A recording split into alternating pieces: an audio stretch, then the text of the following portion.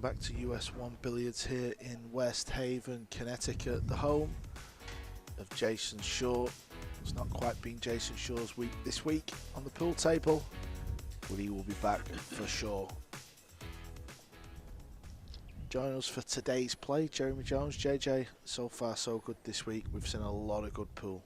Yeah, absolutely. A bunch of ups and downs, a bunch of funny stuff that you don't normally see, but when the greatest are playing, you never know. Yeah, that's right. You never do know. We've seen 16 players play this week. 8 wildcards, 8 players who are at the top of the rankings on the World Nineball Tour. We've already lost 6 players. There you can see after day 5. That was a couple of days ago. The bottom 6 in the league table were eliminated. Then we've had the remaining 10 players face off against each other. That started yesterday. So day 7 is today, where 4 more will be eliminated come this evening. Then the remaining 6 will face off once more. The points carry forward, so every match counts. All matches are a race to 5. And this is what they're playing for. The winner will walk away with $20,000 US. As I said, 10th place, 4,500. They will be eliminated because the top 6 go through to our finals day tomorrow, and then they will play again to make the top 4, which is the semi-finals. And let's see what it all means at the minute. Well, Filler is at the top. He's on the same points as SVB, JJ, but SVB has got a game in hand. Yeah, absolutely. I saw a few Americans not too happy on the socials seeing Filler up top, even though SVB has a game to play, but he's ahead on racks 1 and rack differential, so that's how it sits. Yeah, and I'm sure that will change anyway because we've got a few more games today. Albin Ouschan is in 10th place. He's going to need a big day. Mathematically, he can still qualify, but boy, has he got his work out. Defending champion, he's in 5th place, and he's having a good run this year. Well, this is the order of play. What a stacked day we have got for you. This is table 1, SVB, back-to-back matches. Then we'll see Ruiz against Albin. Filler will then play back-to-back. And SVB will end the afternoon session against Ruiz. On to table 2 action. This is available on Matchroom Multisport. Woodward needs a big day as well. He's going to play back-to-back matches that will suit him. So he's got 3 matches. As you can see, he's going to close out the afternoon session there against Albin Ouschan. Right, let's get over to table 1. Let's get day 7 underway. SVB against Wiktor Zilinski.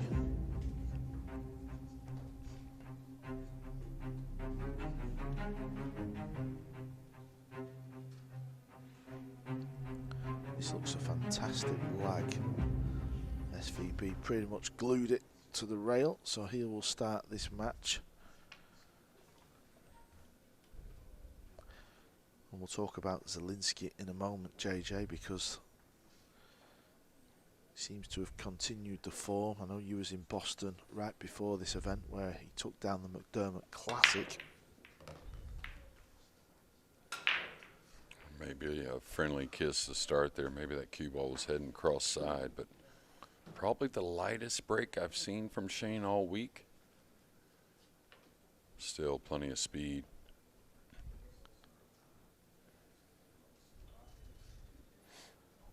Touchy little shot here. Good thing for Shane, the 4's near the 3, so he can handle a lot on the 3 ball.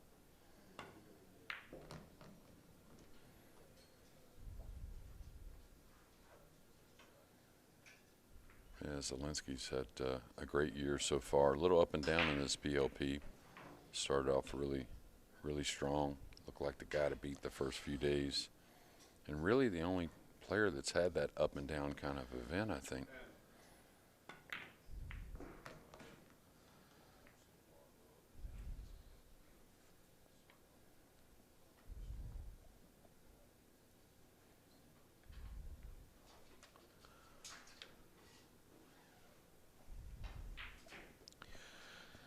Yeah, the Premier League pool's been brought into a pool room. We have an afternoon session and an evening session, and this kind of like, you know, kick things off morning session always seems a little quiet in here, JJ, doesn't it?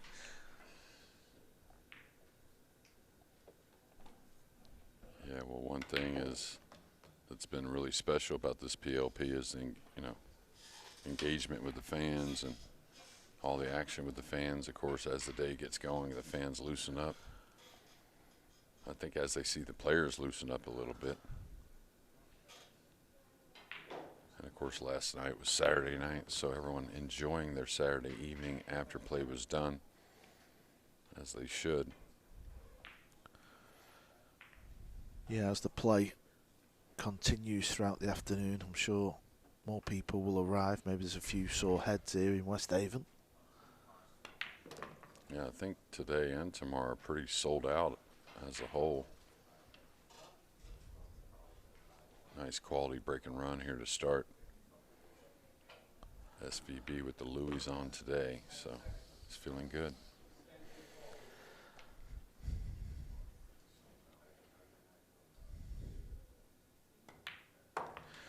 SVB with a break and run to kick things off on day 7. Over on table 2, his fellow Moscone Cup buddy and his World Cup of Pool teammate Woodward is playing Ko Ping Yi.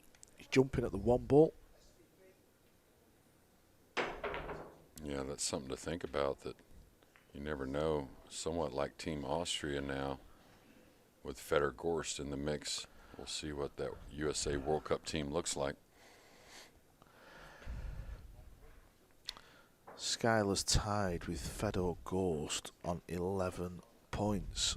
But Schuyler does have the game in hand, so this is the game in hand. So if he can win this point, he will swap places with Fedor and go into 6th and push Fedor outside the top 6. If you just join us, the top 6 after today's play will make it through to finals day.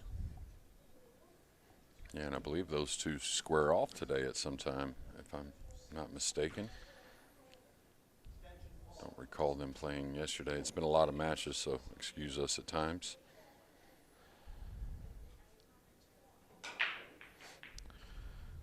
Yeah, they're going to play on table 2 in the afternoon session, or the evening session, 5:30. That'll be the first match on. Oh no, that's Schuyler and Shane. Let's have a quick look. Ah, there we go. Yeah, they're going to play on table 2 very, very soon. Schuyler, sorry, JJ, I was say Schuyler Woodward's playing back-to-back matches on table 2. And it will be Fedor Gorst up next for Schuyler. So how big is these 2 matches for Schuyler Woodward? Yeah, he can't totally secure things, but he can put himself in a real good spot. He's going to tie up the 8 and 6 here, or attempt to. Not the easiest shot from distance, and just surrender ball in hand. Look at that touch. Really good. You know how hard that is? Just super hard to have that kind of speed from distance. But yeah, incredible work from the people behind the scenes here at Matchroom. Of course, setting up all these matches. I think everyone is set up to play 2 in a row. That's always kind of a good feeling. We always think in the Moscone it's always good to play 2 in a row when you can.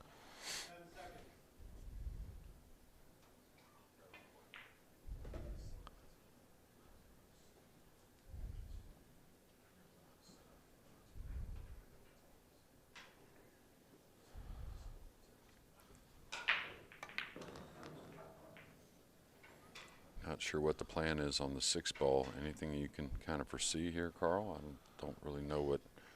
Doesn't seem like he's putting that much attention on the 6 ball, so maybe just something to play safe on the 6, maybe?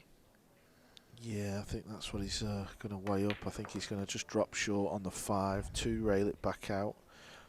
Kind of where it is now, that type of area. Maybe a little lower, but it's not easy to get the pace right here.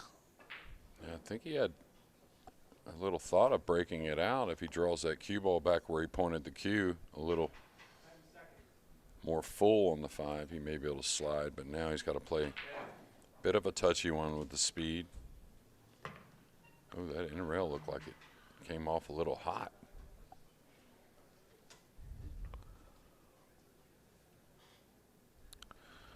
This is a little delicate one, isn't it? If he's going to just play in behind the 8. Yeah, I don't like that shot as much, but can he double bank the 6 kind of to the middle, not quite the end rail, and just kind of bleed the cue ball down behind the 9? Yeah, there's a gap, isn't there? Oh, nice touch. Yeah, I think your shot was also there, JJ, from the overhead. I think he could have achieved that. Some players like to play that shot behind the 8 and others just hate it. I was always a hater of it. Yeah, it's the afterthought. If you end up giving up a shot, you feel a little foolish about it. I don't mind looking foolish, but feeling foolish is a different story. Well, it's not so bad if you've got a few shots under your belt, but you know this is the very first match, and he's not had much table time because he didn't get a shot in the first rack, did he? So, nice shot there from Zilinski. I don't know what angle. Is he kicking 2 rails, kind of? 3, I think. Okay. Look at this. Look at this, the bare ball behind the 7. He's got a little piece maybe. They do say, JJ, the more you practice, the luckier you get. And SVB puts the hours in. Walked in this morning, he was on the same table. Yeah, absolutely. He doesn't practice on the other table, though, does he? He always plays on that one. Well, he likes it, maybe. Maybe there's something about it he likes better. And not only that, he's done pretty well. What did I say yesterday? A really creature of habit. He's going for the make here, maybe.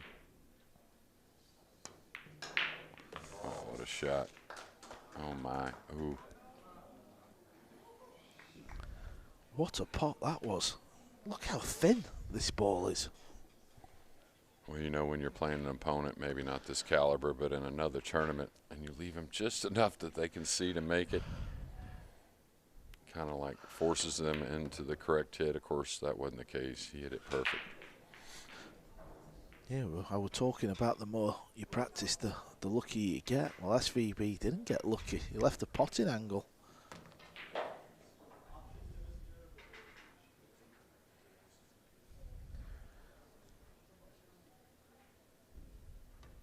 So pretty perfect pool for both of these to start.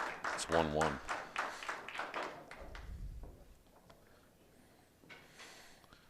Yeah, it's 1-1 here on table 1. Over on table 2, Woodward is at the table. He's took the opening rack and he's give this back. So Copigny must have played a roll out into this position. Can't really blame him for giving this back because even if he pots it, look where the 7 ball is. There's not much gap, and then you've got the 9, the 8, and the 5. So, well, I think in these races to 5, you can evaluate a little bit, right? It was Copigny's break. He's trailing 1-0. Terrible choice, Skyler. I'm joking, but what a shot. How's the control with the cue ball, by the way? Wow. That's all I've got to say about that one. Wow. Yeah, and he's supposed to pass it. The 4-7's messed up. The 5-9, I think, with the 1-0 lead. Just Copigny came with the shot.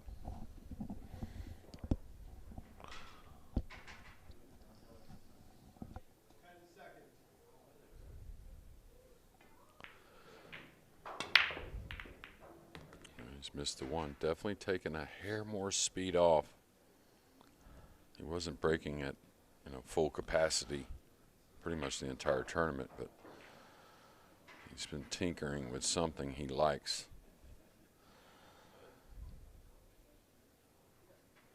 Long distance 1 can cue the ball nicely. Should come backwards with the cue ball here.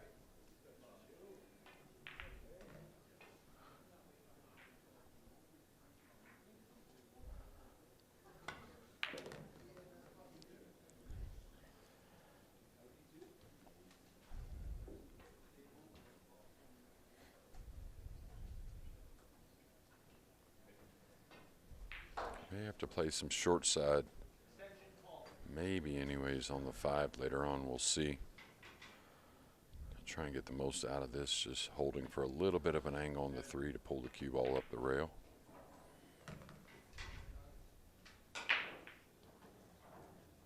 Yeah, it probably came out. I think the rails seem a little more lively today. Carl, and a little chilly in the pool room maybe. super dry and nice outside. Much different than yesterday. Yeah, it's funny how the weather can affect the speed of the table and the bounce of the rail, but it doesn't really take pool players that long to adjust. We're used to playing on all kinds of equipment, aren't we, JJ? Yeah, that's one thing people ask me all the time, how the pros adjust, because I always thought they're not so conscious of it. Like, we kind of think about it a little bit, but then you don't really think about it every shot. You just kind of let the body and the brain adjust on their own. I'll tell you one I could never get used to probably is the English 8-ball cue ball, though. I don't know if my brain would ever, like, agree with that. Yeah, it's unusual because it's smaller than the object balls. We've always found it a bit weird as well, to be honest. Yeah, it seems like certain shots are just not playable. All right, he's close enough. Can he pull this with low inside and kind of wrap the corner coming out to the left side? This would be a low right ball. He likes this little crutch, like crowded bridge. Want to slow spin this.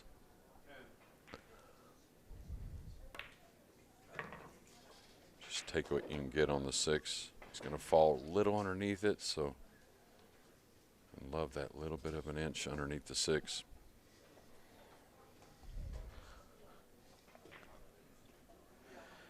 Made the 5-ball look easy then, Shane.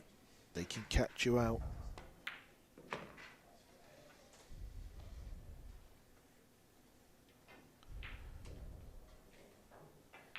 I think sometimes SVB doesn't get enough credit how well he plays the game itself. You know, how everything he does makes sense.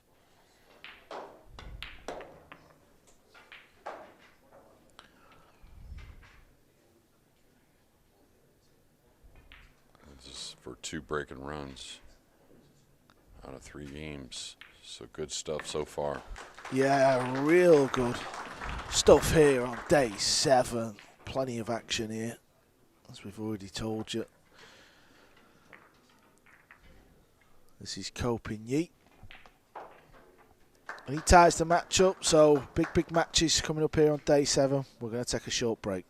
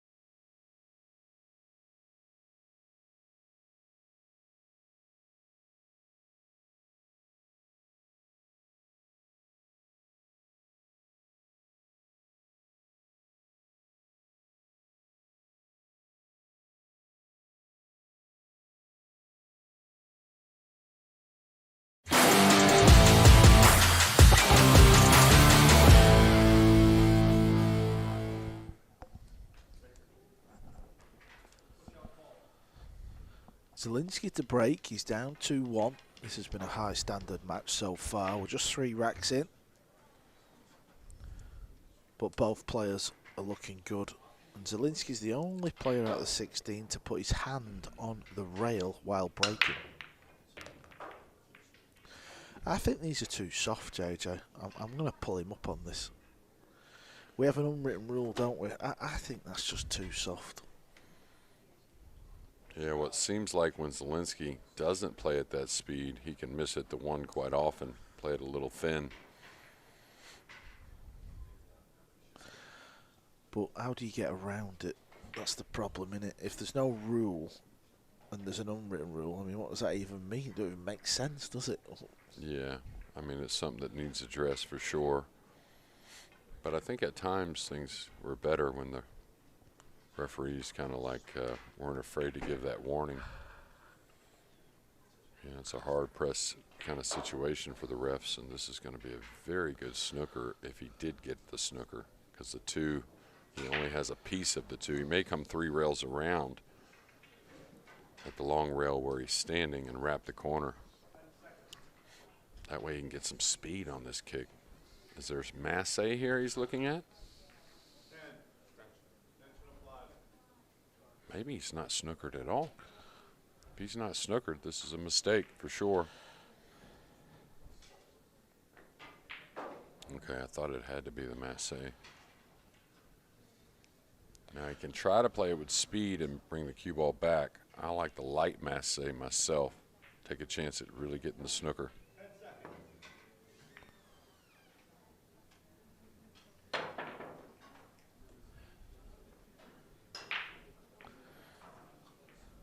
It's definitely left him a piece. The 2-9, no cupcake, that's for sure. Oh, he's jumping this. Wow.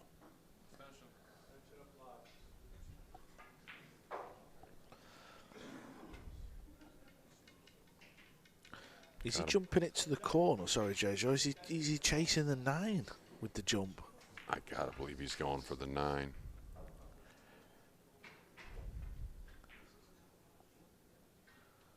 Now this one, of course, takes the extension off. How much speed is he going to put on this? 'Cause this could sell out a shot, and a good one, maybe even at the 9. Okay, put plenty of speed, but 4 is going to open, the 2 is going to be playable. Kind of like SVB from here. Yeah, that was a mistake. I'm not sure if it was the correct shot choice. It's easy to say after the shot's been played. Hindsight is a wonderful thing. But the main thing is he's give up a chance for SVB. I wonder if he had a sliver of the 2. I mean, it sure looked like he had a piece of it, right? Would have wanted to really play some type of safety, even if it's just something to keep SVB off offense. Because the offense so far, and again, I think the rails have a little more life. I wouldn't exactly say why necessarily, but with such a crisp day out and the beginning of, what is it, day number 7?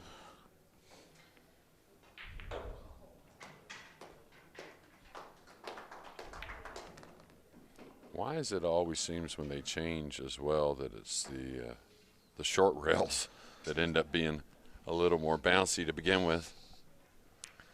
Yeah, that's a good point. Never really thought of it like that. I think he's got to roll forward a little underneath this. This may be a little heavy, or maybe not heavy enough. Does he have enough angle? I guess he doesn't mind the top English here.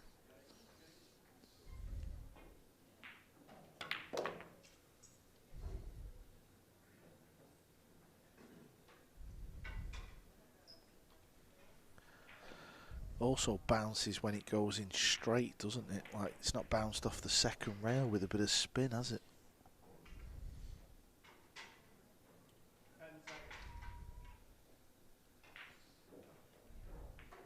He's not letting her rip here, is he?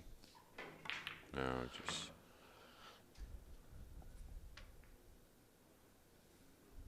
Those little things show you just how in tune he is, right? Yeah, take note if you're watching. He knew he had to shot on the 8 ball. It would probably have been a little thinner than he wanted at the start of the run out, but it didn't matter. He gave himself a shot on the 8, and there goes another 9. A player that has been playing so well, not just this week, leading up to this week, won a lot of tournaments out in Vegas, and he's showing us why. Table 2 is still tied at 1-1, so there must be some kind of safety battle going on. there you go. This is not easy to get over the 2-ball. Oh, wow. JJ, how about that one from Woodward?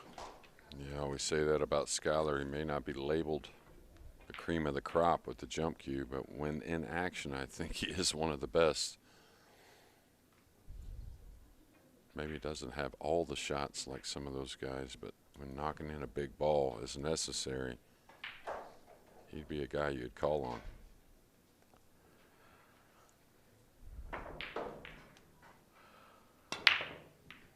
Ooh, well, those really broke a little funny when the 1 ball was considered. Really dropped low. Didn't really see much wrong. Maybe a little thick with the hit, I don't know.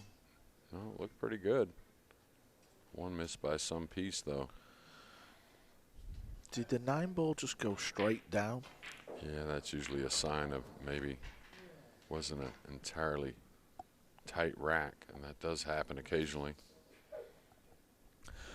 Yeah, the referees are putting some shifts in here this week, and it's not a great job, is it? Just keep setting balls up, let's be honest. So they're entitled to make the odd mistake, JJ. Yeah, they're in a no-win situation. They're not going to earn first-place money or get paid any more for the great job they've done. I might set up for the cross-corner bank here if I can get the cue ball out into the break box. I kind of like that bank shot myself. Attempted that, I believe. This gives you a good idea of what we talk about when we say new balls and new cloth. Watch the cue ball. The spin just doesn't want to release. Keeps spinning. It's very hard to get the cue ball out. Yeah, now what? Do you take a chance at getting in behind the 5, coming across the 2, just barely hitting before the 9? I mean, that's... I'm not saying he's going to chase the 9, but he could send the cue ball towards it. Yeah, he could send the 2 cross corner towards it as well with that cue ball. He's going to send a few balls, I think, and draw the cue ball. I think he's explaining to Zilinski, hey, I might get lucky here, drawing the cue ball back where it's at now.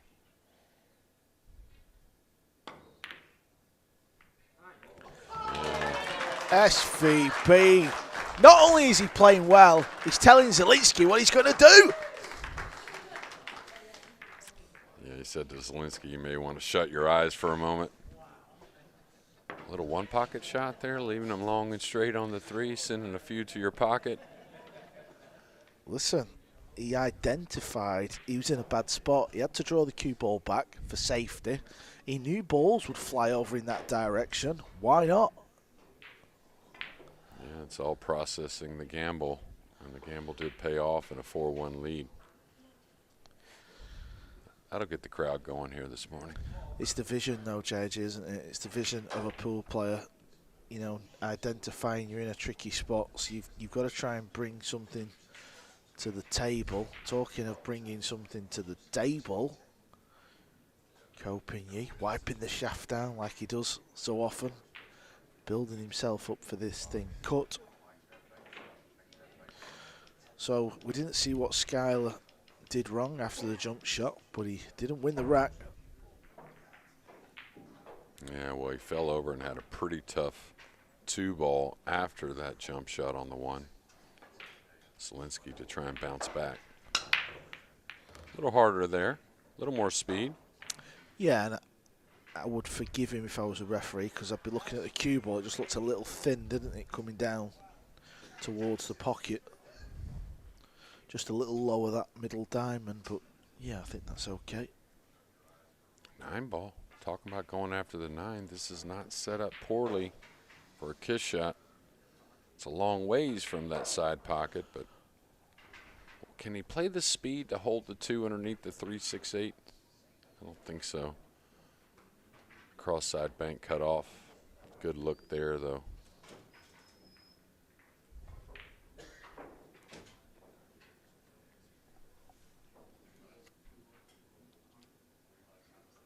Yeah, he's sizing up. Do I go for the 2-8 combo as well if I kind of chase the 9 in the side? I like the cut in the side as well. If that's playable, run the cue ball underneath.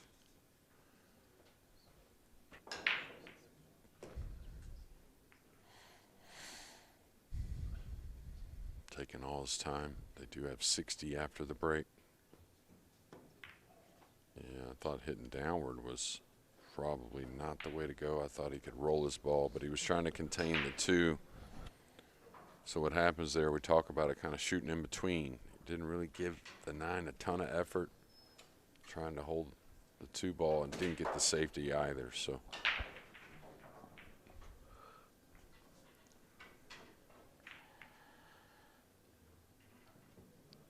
Ooh, get I a think picture of that. Yeah, it's just snuck out, hasn't it? Yeah, you think trying to get a little too much there, playing the 2 underneath the 6-8. I mean, he had a lot of options there to snip the ball, run over on the side rail. Just something that was a bit more secure, I thought. Yeah, and it also shows you how difficult these shots can be. You know, when you're trying to judge the pace of 2 balls, it is easy to overhit or underhit. I do think the in rails seem a little lively. Yeah, it's that one railer, isn't it, when you go into it with a bit of a high ball. And it's not easy to tell yourself to take a bit of pace off when it comes back up, is it? To allow for that bounce. Yeah, I think it's just shoot balls from a little more distance at times. You don't want to really start questioning it too much. Got to stay on top of things here in this rack with the 9 pinned on the side rail. Don't think it really plays in the side pocket.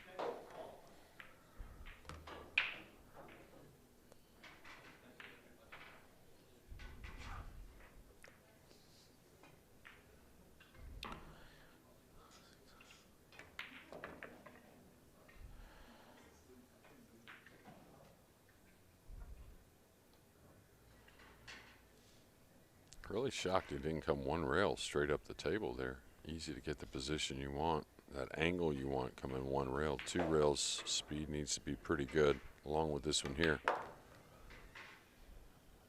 Nice shot.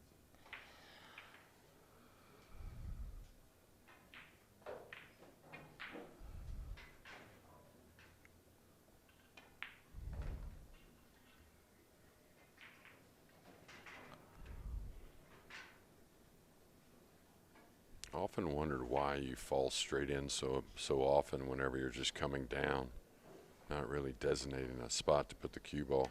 Does your brain just kind of know straight in on the ball? Is that what it does with the speed control? Really never figured that one out.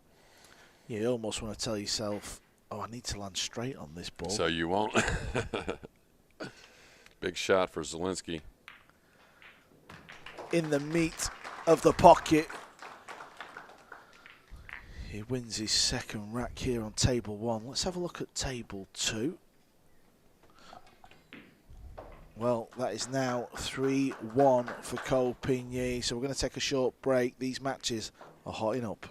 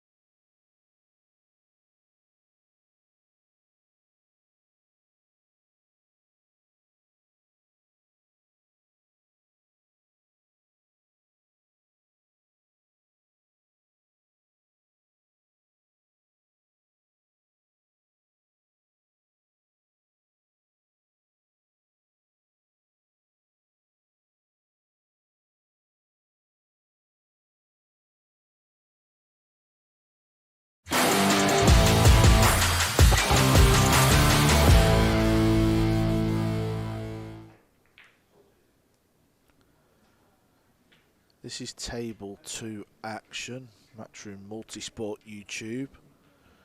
We've seen Woodward win the opening rack, then he played a phenomenal jump shot, but unfortunately he didn't get out and he's trailing Copigny 3-1. Let's get back over to the action where we've just seen Zilinski win his second rack and stay in this match. Race to 5, alternate break. SVB does have the break, he's one of the best breakers in the world, but this match is not over just yet.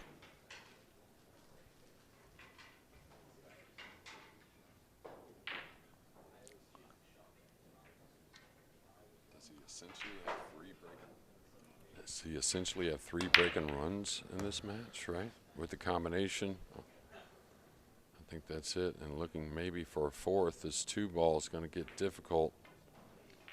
We're going to have to see what he can do coming up and down the table. If this ball got froze, it becomes very difficult to come up and down.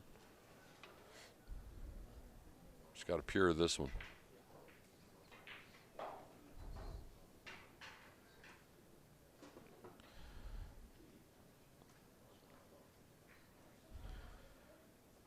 Yeah, very difficult shot he's attempting here, but he does get up for these type of moments, does Shane?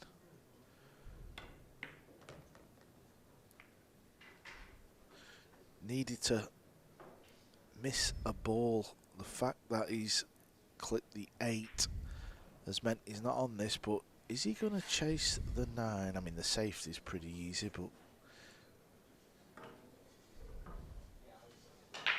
And again, I was watching that cue ball after it clipped the 8. I do think it's kind of this bottom rail below the rack is giving us a little more life than we've seen on the first 6 days.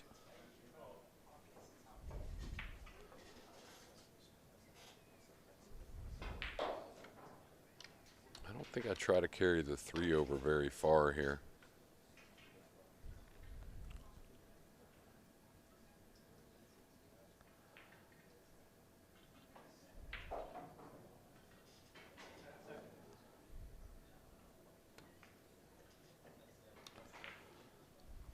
How about this one, JJ? How about this one? Yeah, I'm really not sure if he just got kind of caught between, trying to thin it and just use the 5. Maybe just underhit it with the bridge. He stayed over the ball a long time with the bridge, which I thought was a little abnormal. Now, can he float this and go at the 4, maybe at the 9 with the cue ball? I don't think he just wants to go up and down for the combo, so maybe a hair of right English. He's going to love this, I think, anyways. Eesh, I think there is a kiss shot.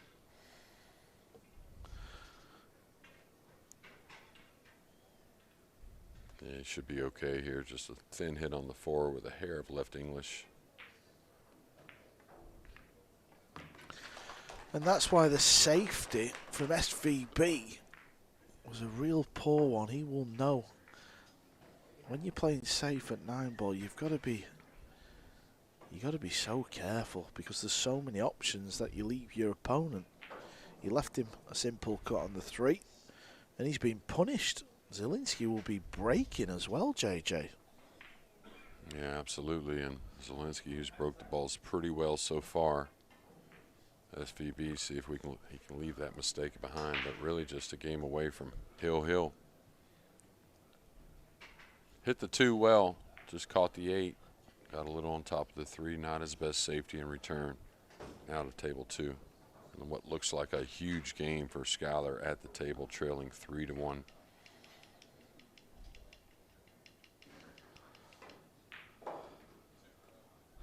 That needs to settle down. It's going to sneak behind the green 6. Woodward's hooked.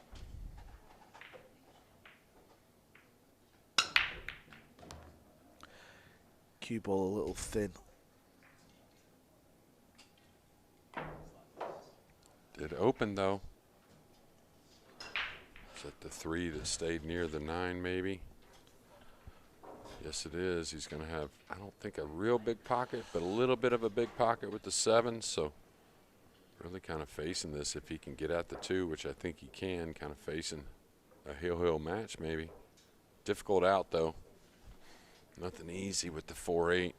Demanding 2 ball. He's got to work the cue ball for the 3.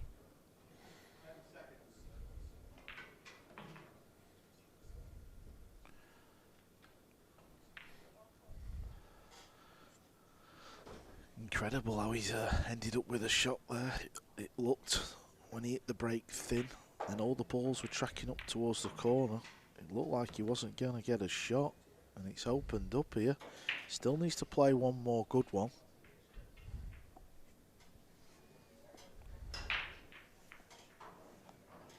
Yeah, I'm not sure how straight or what angle he has on the 3. It looks somewhat tight going by the 9.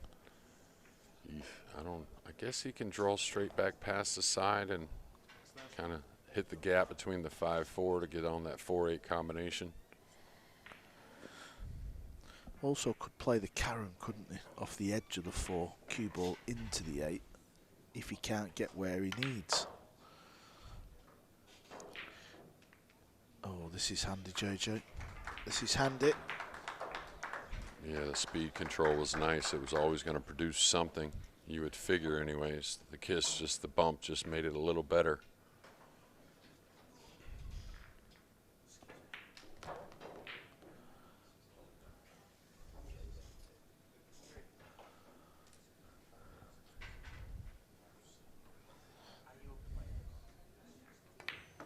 But that's the beauty of the races to 5. Of course, it has to be with so many matches, but a 4-1 lead doesn't take much if you're prepared to make a comeback. Just slides this up the rail. Oh, he came twice. Nothing wrong with that. Thought he may just slide up the rail and take a little cut on the 7. Middle of the table or the top rail. Middle of the table it is.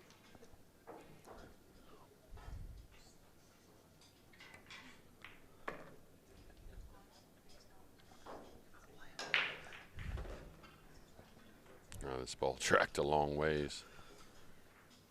Didn't really think it was much of a concern when he first hit it, but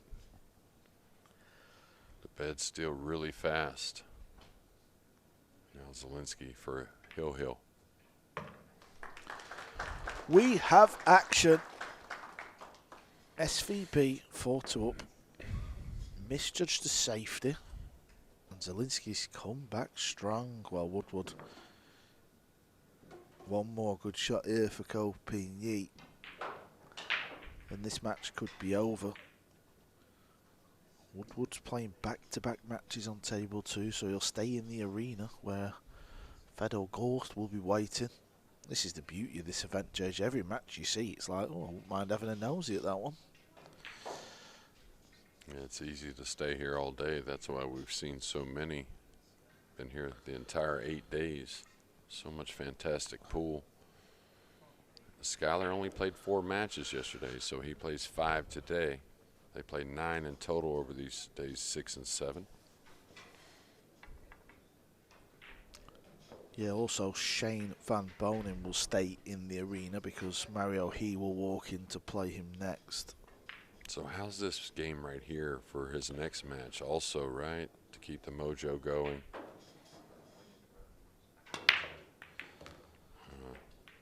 He's repeating it pretty well. Is he going to get much of an opening? Maybe the 2-6 lines up. It doesn't appear so. So it looks like we'll see Zilinski in this case game. It was a great break. That was absolute pinpoint. Made the one in the side. The cue ball arced below the diamond rack. Now he can make this combo, but the cue ball's travelling 4 or 5 rails, isn't it, JJ? I think if he's really likes the combo, he will go. He will shoot it. The thing is, whenever it's thin like this, you almost have to play it a little more thin for this ball not to drag down and overcut the 6. Like Carl said, coming around the 9.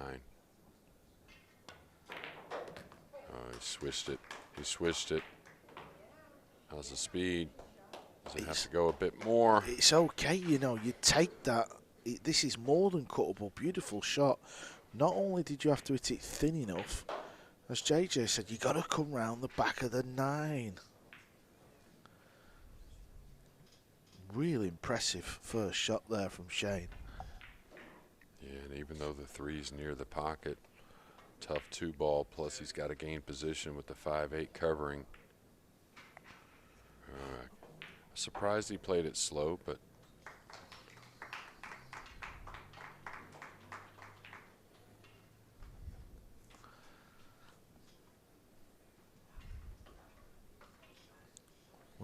well, Shane was missing the thin 2-ball. Copigny was not missing.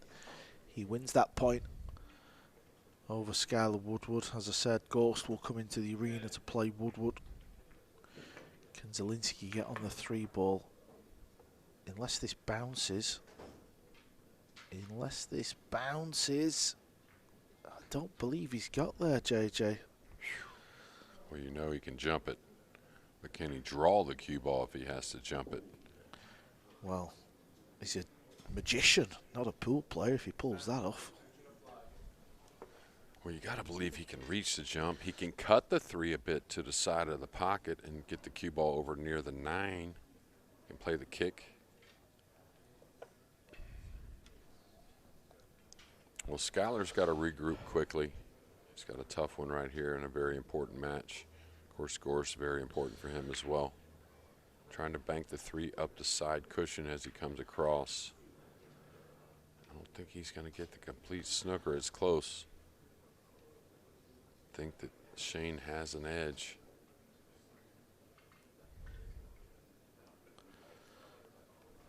What's the edge do for him, though? I don't know if he can risk going behind the 9 here. May open up the 3 a bit.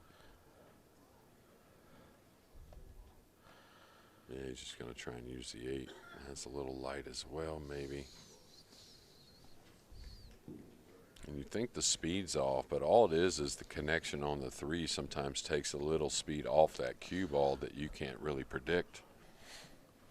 So he's going to be up against it most likely here, Shane.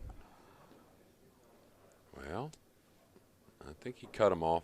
I think the 8's got the left side, the purple's got the right side. May jump it, though.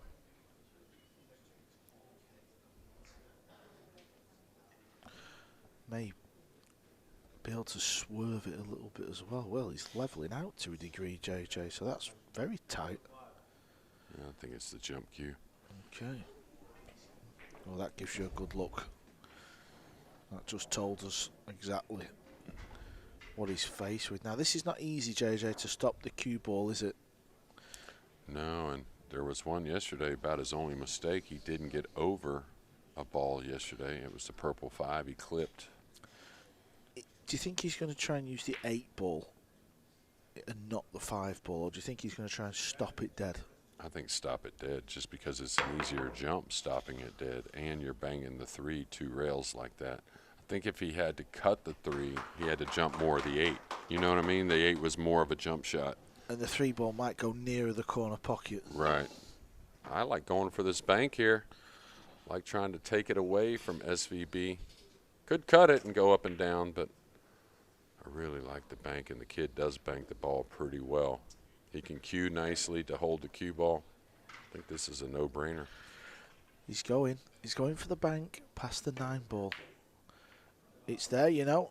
It's there, you know. What a shot from Zilinski.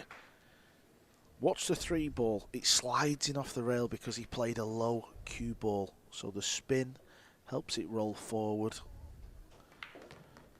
Yeah, not out of the woods. He's got to play a nice one here from the 5 to the 7. He's a little off angle as well. 7 doesn't pass the 8. 7 does go in the side, but whew, he's got to move the ball a little bit. Zilinski topped the table on the Open couple of days, and he's in 9th place at the minute on 10 points along with Mario He. Top 6 qualified, JJ. How big of a point could this prove to be for Wiktor Zilinski? Yeah, and to start the last day as well with a really good match and a comeback match as well against the guy who's really been the best all week. And a big shot to do it on the 3.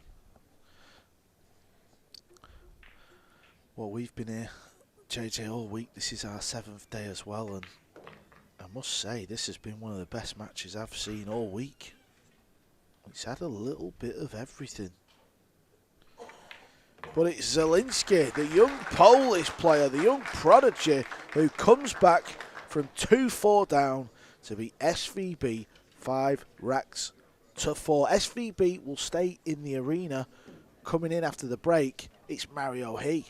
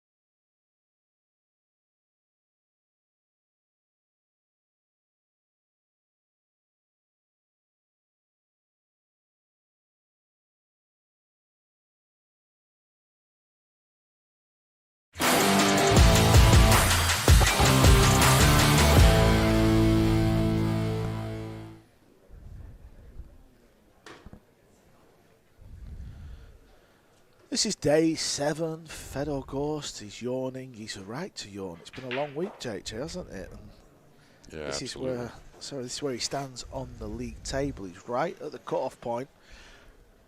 The guys you see in red, they have been eliminated on day 5. Come the end of tonight, the top 6 will go through, so we're going to lose another 4.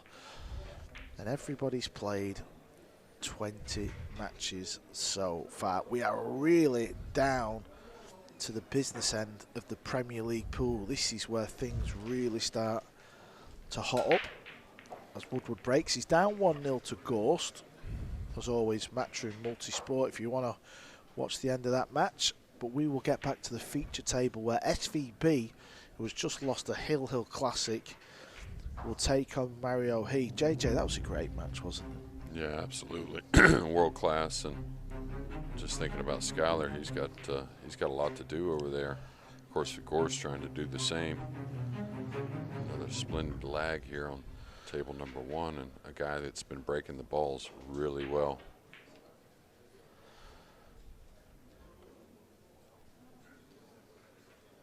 You kind of feel like, though, all the players kind of would feel like it's in their own hands to win 4 or 5 matches today.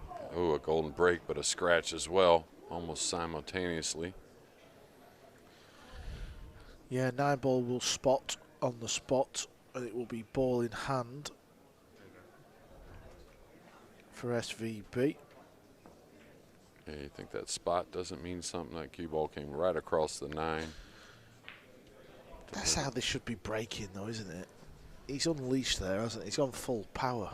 You know, like Dang did. I mean, obviously we know Shane's got that in the locker, but...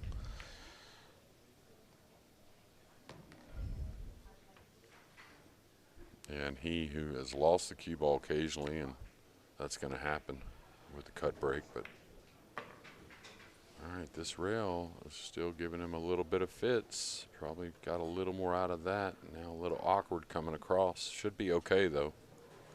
But that in-between kind of shot, you're not pulling past the side because of the 8. So you're having to float across. You may get a little on top of the 5. Like this. This is the problem. Whenever he gets a little out of line with that first shot, it compounds a little bit. And I'm surprised he didn't recognize that ball was going to fall with that high English.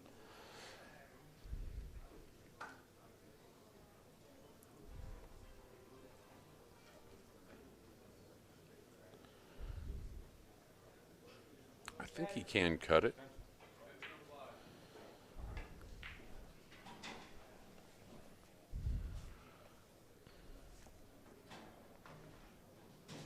Watch out for the kiss here. This cue ball, unless he checks it a little bit, cue ball could come back at, oh wow, he went into the 9. Look, this is what happens sometimes. It's crazy.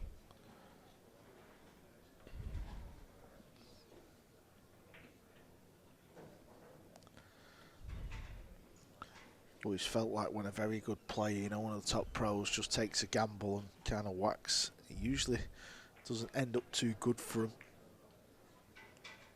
He's going to need some help here. Hit it pretty well.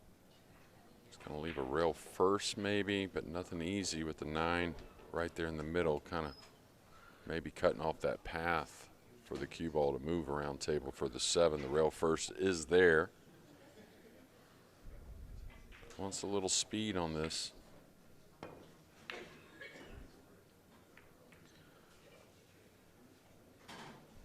He's going to leave a tough one, that's for sure.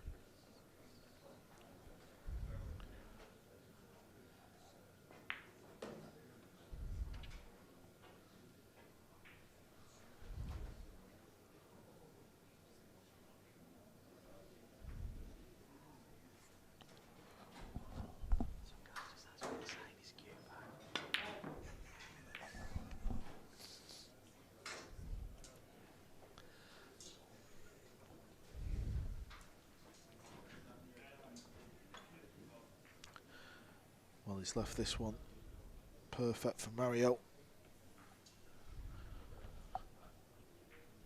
Yeah, a little more angle than it appears, so he's going to come across.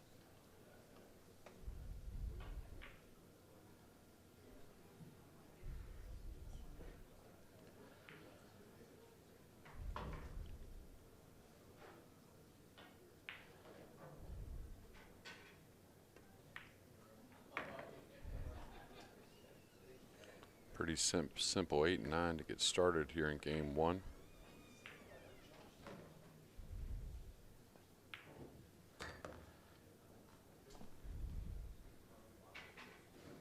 Mario, he did win the lag with a nice one.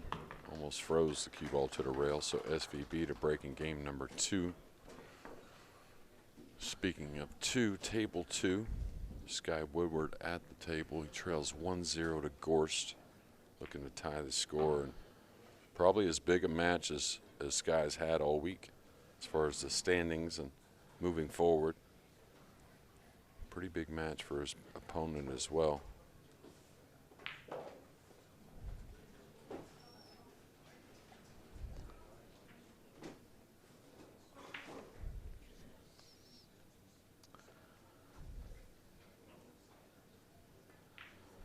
Oh, wow. Wow. Didn't really threaten the pocket a whole lot there. That's why the 9 escaped from the pocket, because if it was a little closer, it would have hung. I'm going to stay right here with the split screen, though, and see if Fedor Gorst knocks this bank in, which I think he will go for. Yeah, and we're not talking about, you know, Skylar Woodward who can't qualify. He's right in the thick of it, you know. You know, these are big points. Look at Gorst here. What a beautiful Rail shot first. that was on the 9. Just kind of shot it like it was a hanger as well. Yeah, Gorst and Woodward are both tied on 11 points. Both played 20 matches. Good stuff there from SVB. He's really cut off this kick shot. Not really sure how Panda's going to go at this. Don't know if the 2 rails is there. He's got to kind of hit this to the bottom cushion with right spin to hit just past the side. Can he go 2 rails around the 6? Is this possible, or is the 6 in the way of the real path at the 2?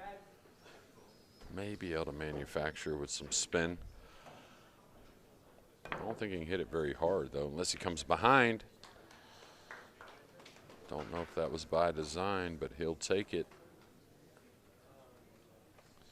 Yeah, he's not left the pot, has he? No, with southpaw on us there as well.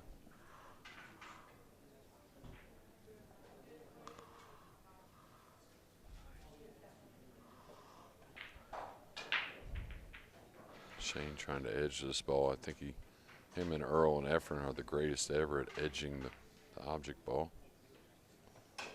Wow, what a shot. That's as good as we've seen all day.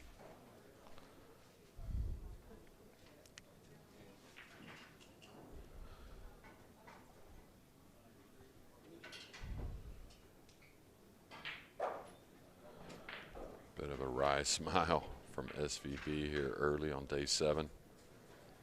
Gonna try and get a little action on the 2 cross corner here. Or no, he's playing it more on the safe side. Expected the 2 to catch the 8, I believe. So we'll see how SVB's feeling. He can shoot this and go by the 8 with a little speed. Maybe come a couple rails up for the 3 in the side.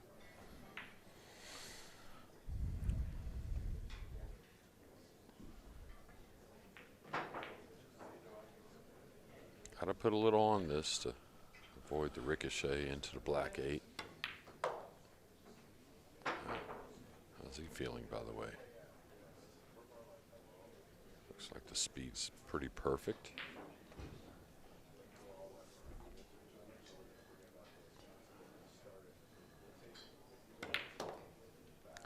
Uh-oh. Oh, yeah, doesn't want to be straight, does he?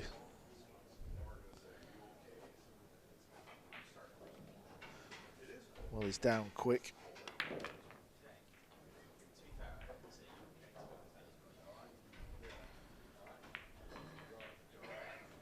He'll probably just stun this ball just below the 9 with a bit of right English. That'll pull it above the 9, back out into the centre of the table.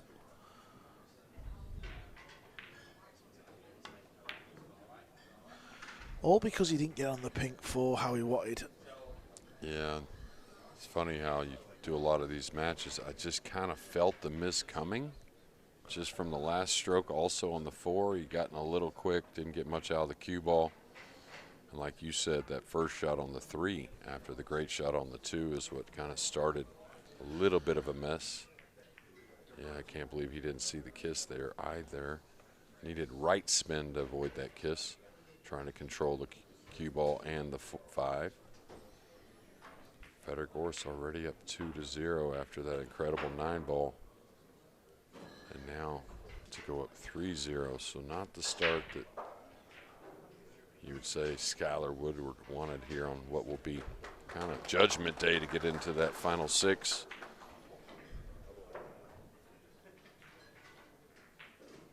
Nice simple safety from SVB, got the speed just right.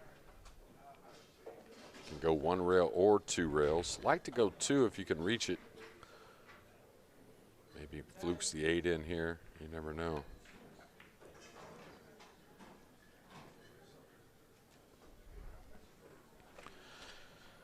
I think you want to hit underneath that, right? More than across it, probably, maybe.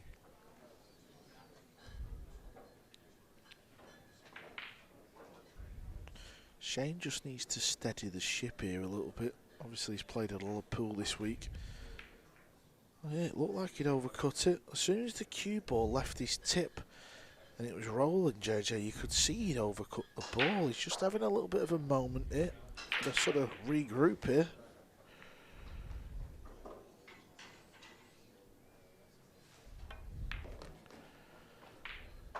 Yeah, he probably hadn't had this many chances in a game to win a game and not got it done, right? So. Yeah, and the fact that he's played back-to-back matches, you know, if you win that first match, it does you the world of good. But if you lose it, sometimes you want to just get out of there for 5 minutes, don't you? And just, you know, process what's just gone on. Yeah, this fell funny kind of from nowhere. Can't draw back past the side, I don't think anyways. Maybe he can. If he can, that should definitely be the shot. But yeah, and you also figure it's hard to beat SVB twice in a row no matter what. But when the last match, how he had it kind of won, it seemed like. Of course, Zilinski played great to come back. But when you're up 4-2 and in a good spot, you feel like you're supposed to win it. And maybe a little bit of a body blow in that first match.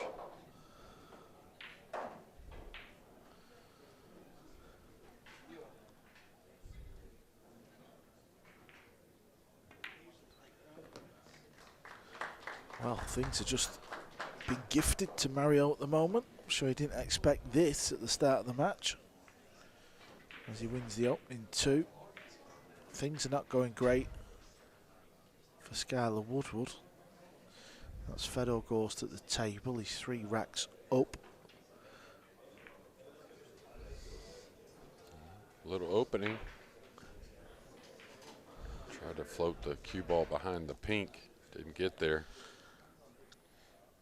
We've seen him already turn around all week.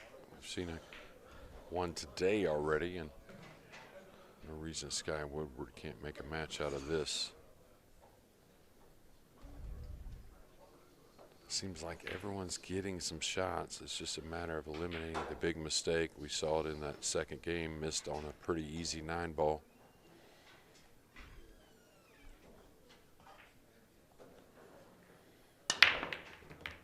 Yeah, his 1-ball advantage is as quick as SVB's used to, it seems, and now 2-9 combination.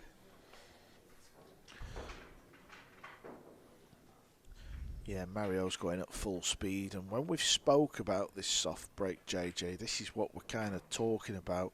A lot of the players, you know, they do have this power, and even though it's an unwritten rule, try and explain to the viewers what we're trying to get at here when we talk about the soft break. Why do we not want players to soft break?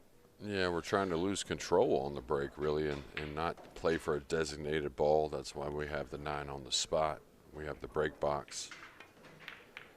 Wow, nice combination. Held the cue ball nicely. Made them both in a 3-0 lead, but we'll talk more about that break rule when we return.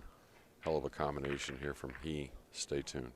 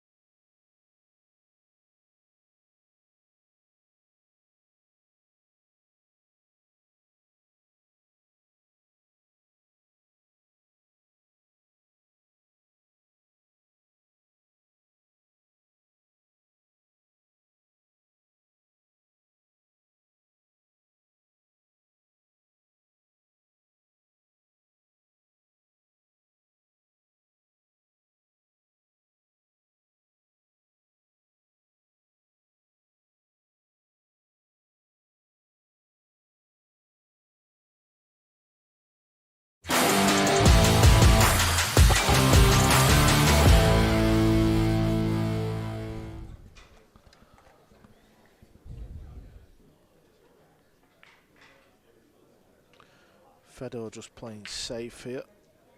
Trying to get the cue ball behind the pink four, which he has done, and he's 3-1 up over Woodward.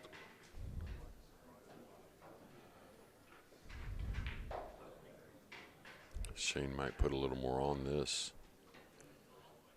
And that's the break. Cue ball's going to get knocked down below a big pile of balls there. And when balls are near the next object ball and you're pushing out, it becomes very difficult because safety becomes very easy from a lot of positions. So the three's kind of covered up. That gives them a little leeway with the push.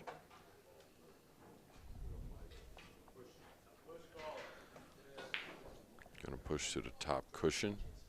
Really wants to not leave the bottom half of the cue ball if he can.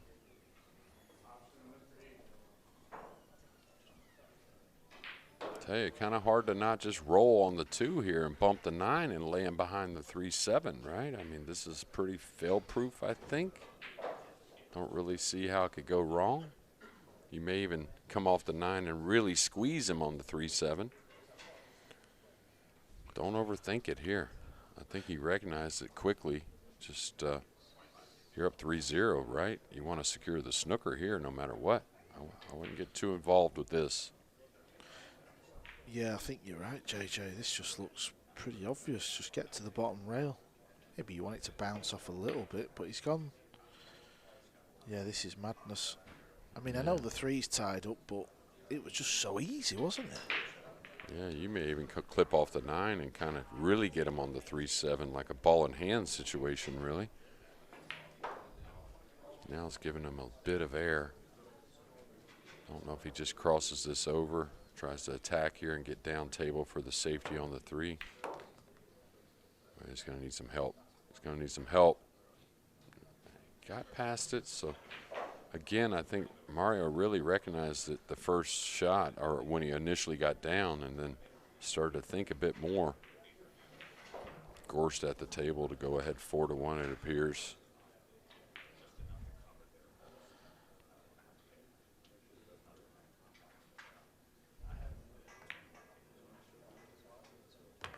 Yeah, it looked close. Couldn't see the pocket, but as it was tracking towards that direction, it looked like it was going to go in.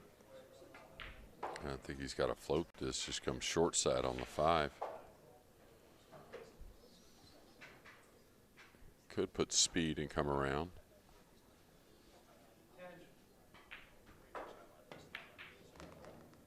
Just may tap the 5. Oh, it's going to be okay.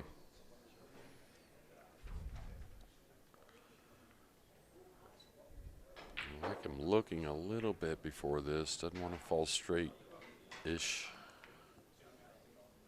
No.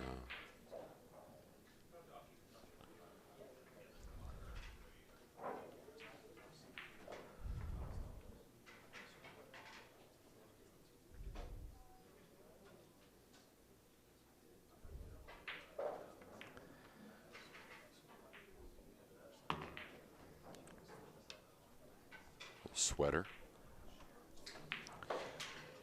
Kind of sounded a bit heavy as well, like a slight kick.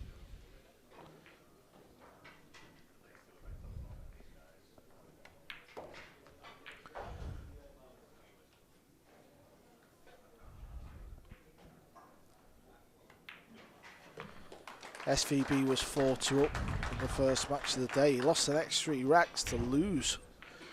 And now he's got to form his own comeback. Table 2, Woodward against Gorst. Well, it's Gorst who's on the hill over there. There you can see 4 racks to 1. And that's a big match because them 2 players there on table 2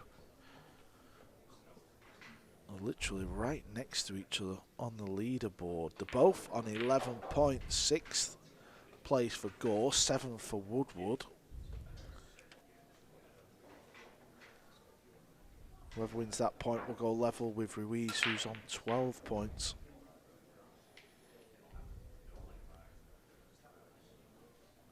Yeah, Shane got beat some 6 games in a row here on table 1 prior to just winning the last. Getting a lot of 9-ball action. Mario, he is, so watch out. Cue ball. Ooh.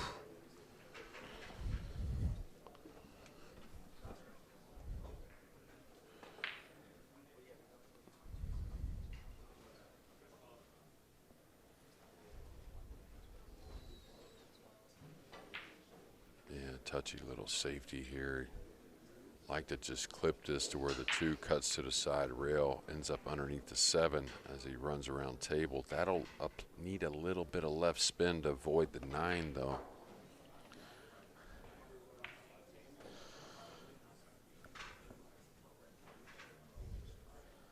So is he going around the 9 here? Inside the 9? Oh, he was trying to make it. I didn't think it was even close to makeable.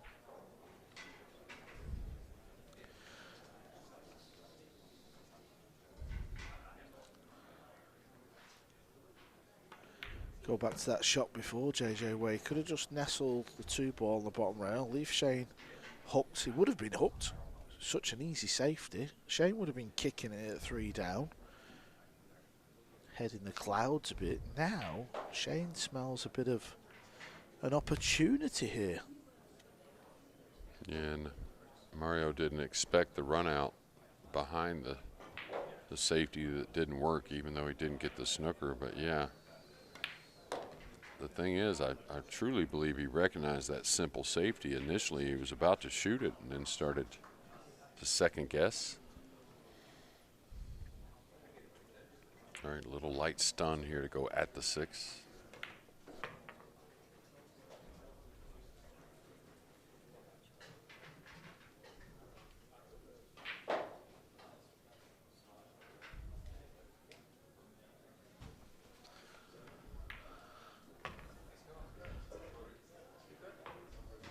Did gather a little angle, friendly angle. Can really do whatever he wants with the cue ball now to get on the 8. Just stay off the rail.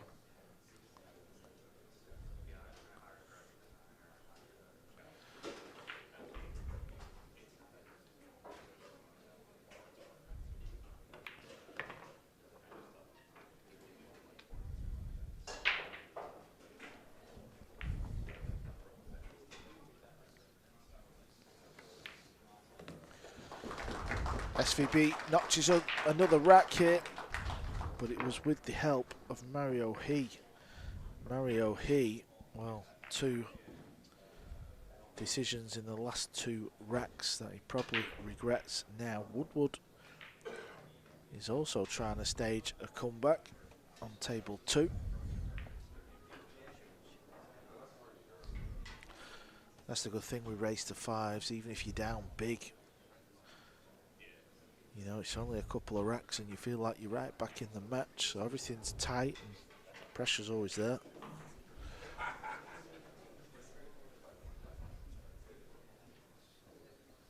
Yeah, he won't take his eye off this 9 ball, that being Woodward. It was really the 9 that kind of let things slide in this match.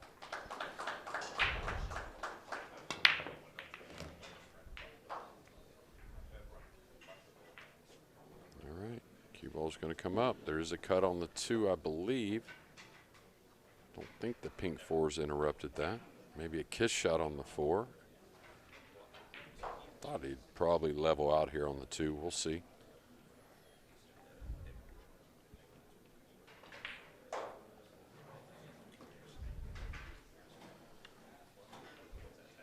We'll see how he cues the ball. Definitely cuttable, though.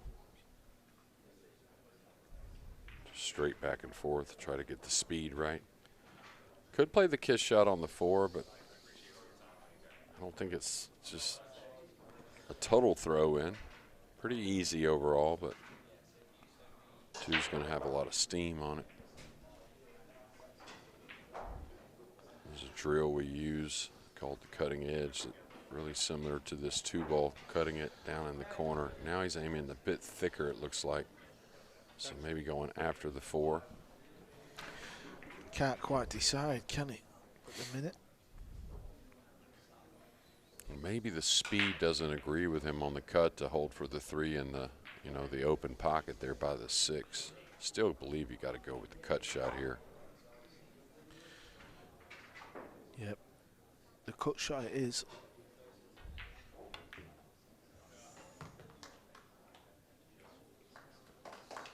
That'll work out okay as well. Only flicked the 4 ball.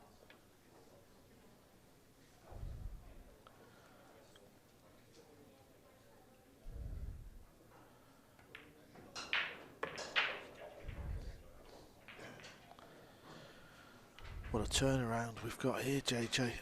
Mario He wins the opening 3 racks. He had a little bit of help from Shane. A couple of gimme racks. And it was just that shot, weren't it, on the 2-ball, what you spoke about. Played, it was definitely the wrong safety shot. And since then, looks like Shane's woke back up. Yeah, kind of made a backdoor run out when he stabbed that ball in the 2 and got down on the 3. Had a bit of a two-way shot on the 3, playing safe with the bank, and got things going from there.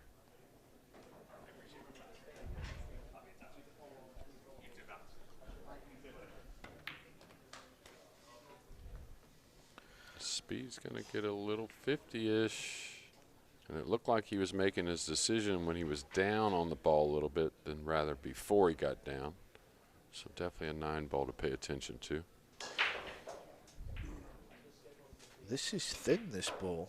That camera angle is deceiving. Very easy to catch the long rail. But he doesn't. He finds the centre of the pocket. It's SVB3. Mario He 3.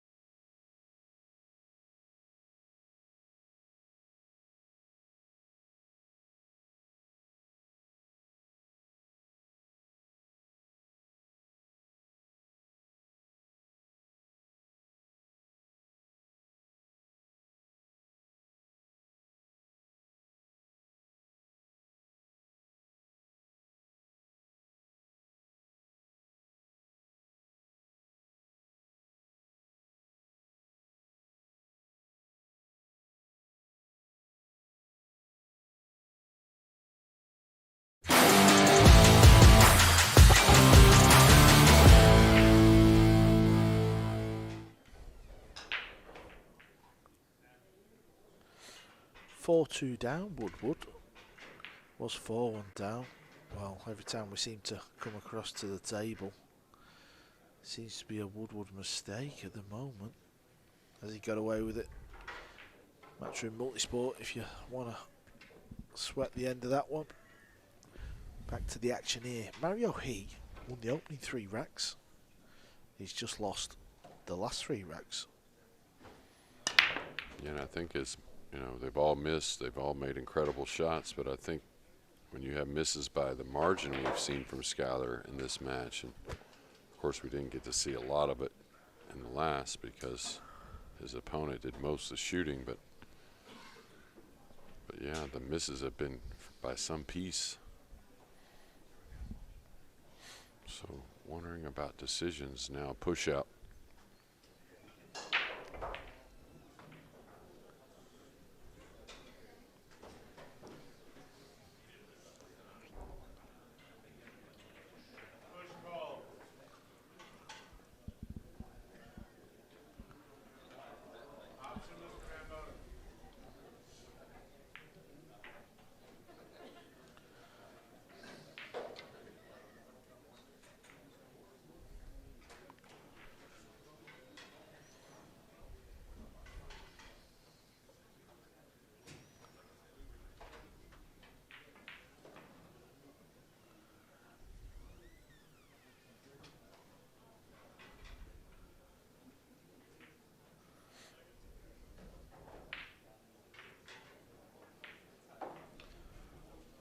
I don't really see much that I'm in love with here. I mean, you could try to maybe play the 2 up and carry the 3 with the cue ball for a snooker. Now, is he thinking about hitting this as thick as he can with a little speed to go by the 3 maybe, and then up behind the 8-4 with the cue ball? Not sure it's really available. I think Mr. Woodward has taken another loss. Fedor Gorst wins his first here on day 7.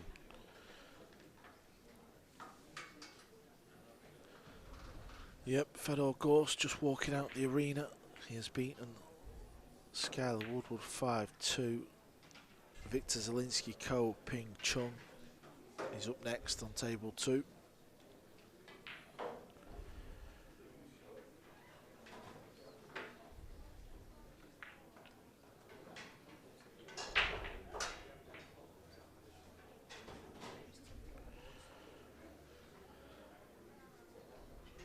Looking at the cross-side bank. Didn't know it was available.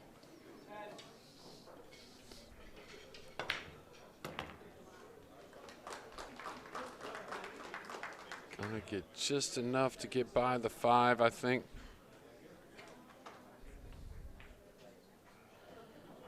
Well, Shane, if you've watched him practice this week, he's put in a lot of time banking the ball. It's almost like part of his warm-up now. Shoots a ton, shoot 50 or 100 bank shots. Yeah, for moments like that, isn't it? When you're faced with one in a match, in a close match.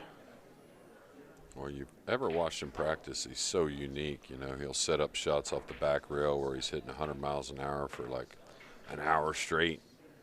And the bank shots, he likes to hit firm as well. Maybe just gets the adrenaline going, a little feel-good stuff. A little off angle here. May have to play from below the 6.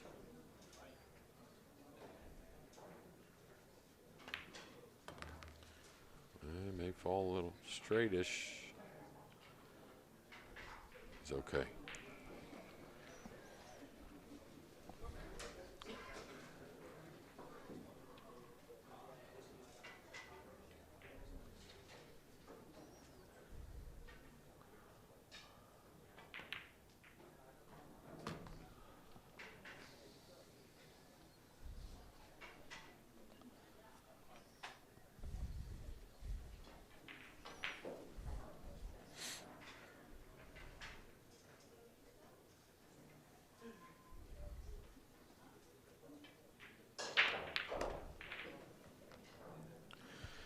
Back over on the same side for the 8. What angle is he left with here? Looks pretty straight. Maybe able to go forward or back. He's aiming low. That was okay. It was more than okay. Who'd have thought SVB would have been the first player on the hill? Well, it's this Nineball.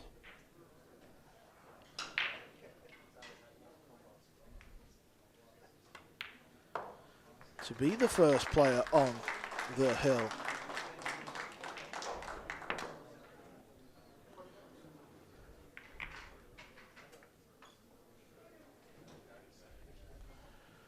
This match is just starting out. Ko Ping Chung against Wiktor Zilinski.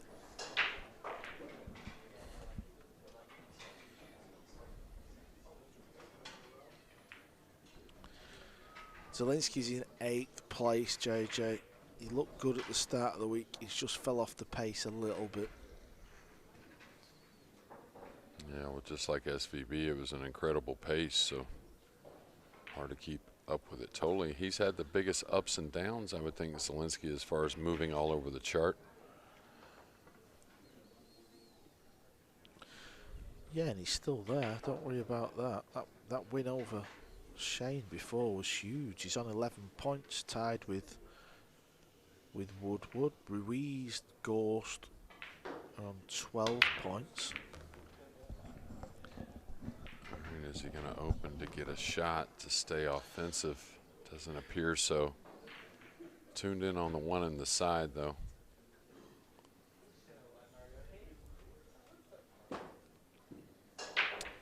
Making 2 balls on the break.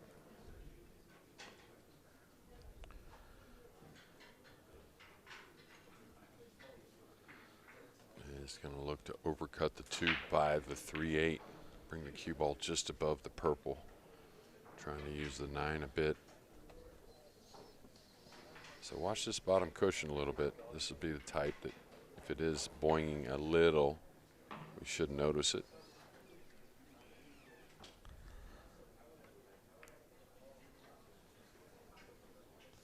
Done it again here, you know.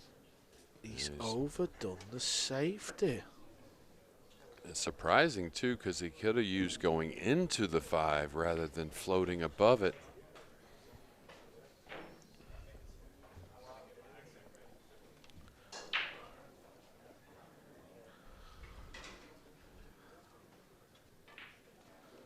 You know, we used to talk about the Moscone a lot of times in these races to 5, of course. Look at this. This is going to be a little unfortunate, but to secure the snooker, you know, if the devastating snooker's easy, yeah, but otherwise get the snooker and make your opponent kick or jump. These races to 5, it's so important. He's got a piece of this. He can come 2 rails, I think, behind the 9. Maybe leave a soft kick for Shane onto the 3. Yeah, that was the same mindset in Camp Europe as well. We used to, well, I mean, obviously I was only involved with the team twice with Laley, but it was very much what we said. Let's not get silly out there, just get the hook. Yeah. I mean, there's a lot of pressure on those kicks. It's a tough kicking table. Even the jump shots, I think there's a lot of pressure. Of course, the Moscone adds the most pressure. And he has a little sliver of this. He wouldn't tie up the 9 on it. He would soft kick onto the 3 instead of surrendering ball in hand. He's going for the bank, I think. If he shoots in this direction at the 3, I just don't see him playing the soft, trying ticky, hooky kind of off the 5 as well. Kind of feel like he's going for the cross corner.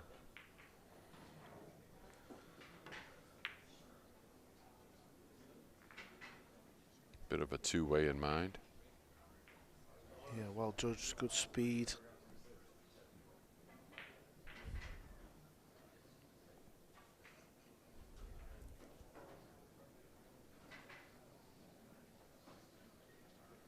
He's got to come between the 5-8. This is the one you want to hit heavy with a high ball.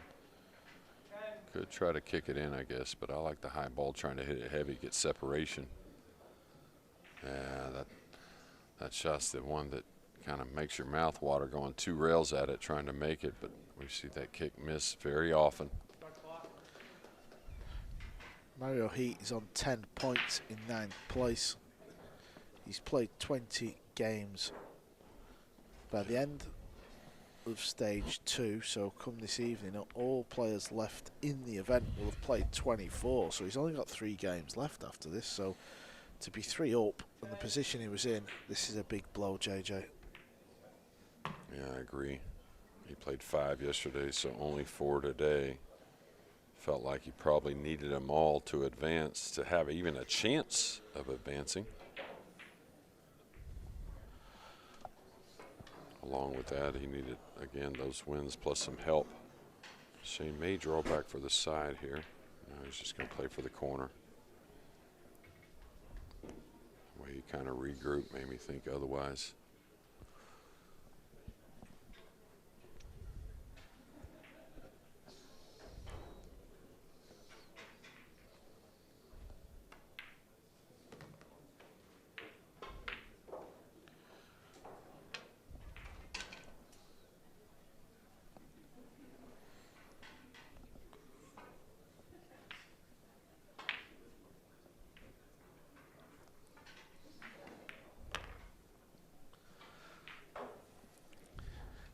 He lost the match right before this one, where he felt like he should have won.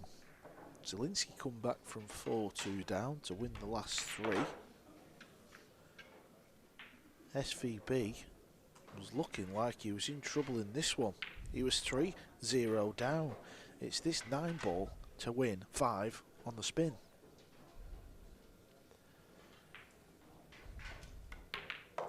There it is. It is 5 on the spin. SVB 5, Mario He 3. And Shane Van Bonen is back at the top of the table.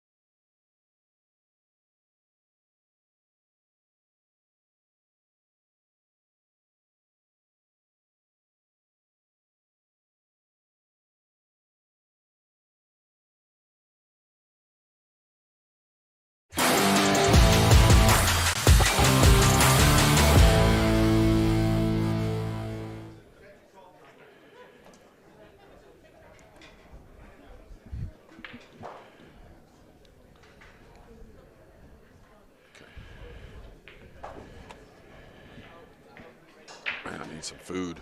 Me too.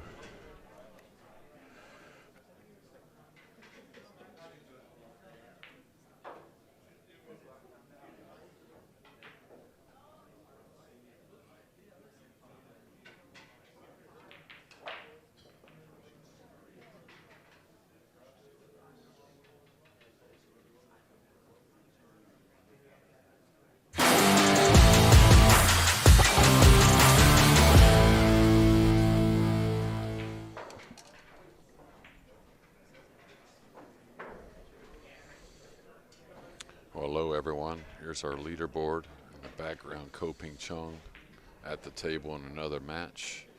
Skylar has made the biggest move the wrong direction so far, losing those first 2 matches.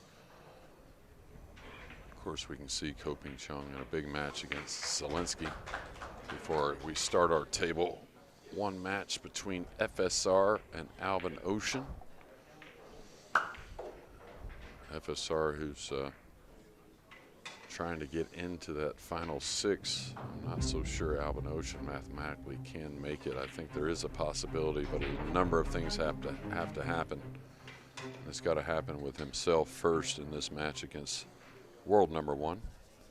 I'm Jeremy Jones, joined now with Scott Frost. Any thoughts, Freezer?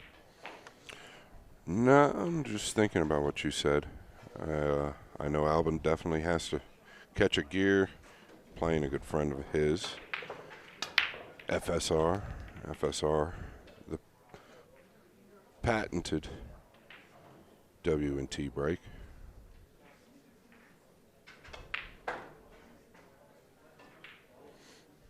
Yeah, it's a beautiful Sunday out there, a little nippy, but overall really nice in comparison to yesterday, quite rainy.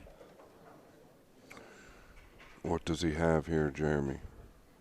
He's got a combination he could play at and bring the cue ball back to the 6. He'd have to play the 2 a little thick into the side rail. He's got a cross side bank, not the worst to go up and down the table for position on the 3, but I think it's going to be the cue ball near the 6 and maybe the 2 onto the 9. Yeah, probably a rail first hit to the 9 with the 2.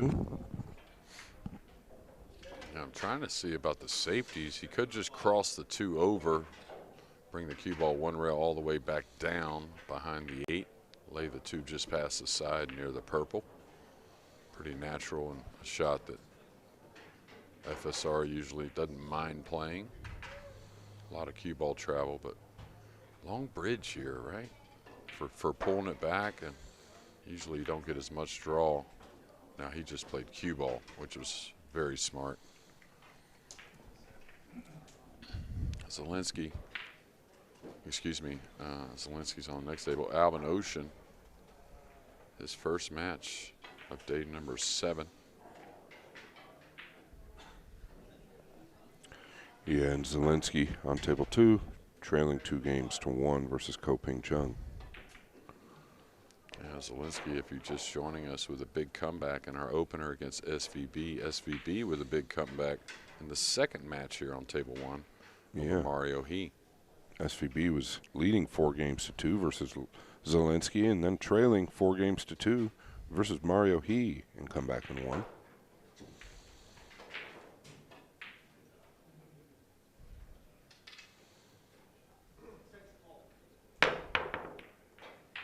Man, he's got the pink 5. Not the way you want to start out, Jeremy.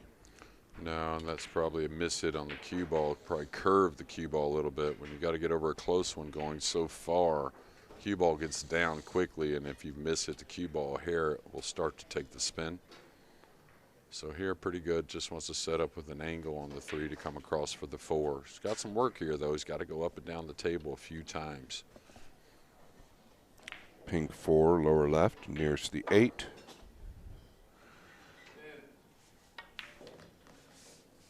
Little stun draw to come out. This is where the slick table will fool you. You can't really roll this ball and check it with English. You have to really get into the cue ball a bit more to come straight across. That's why you see him hitting downward a little bit. Not that much of a low ball, more than just center. And that's actually pretty well controlled. Wasn't as easy as it looked. he'll be fine for the purple 5.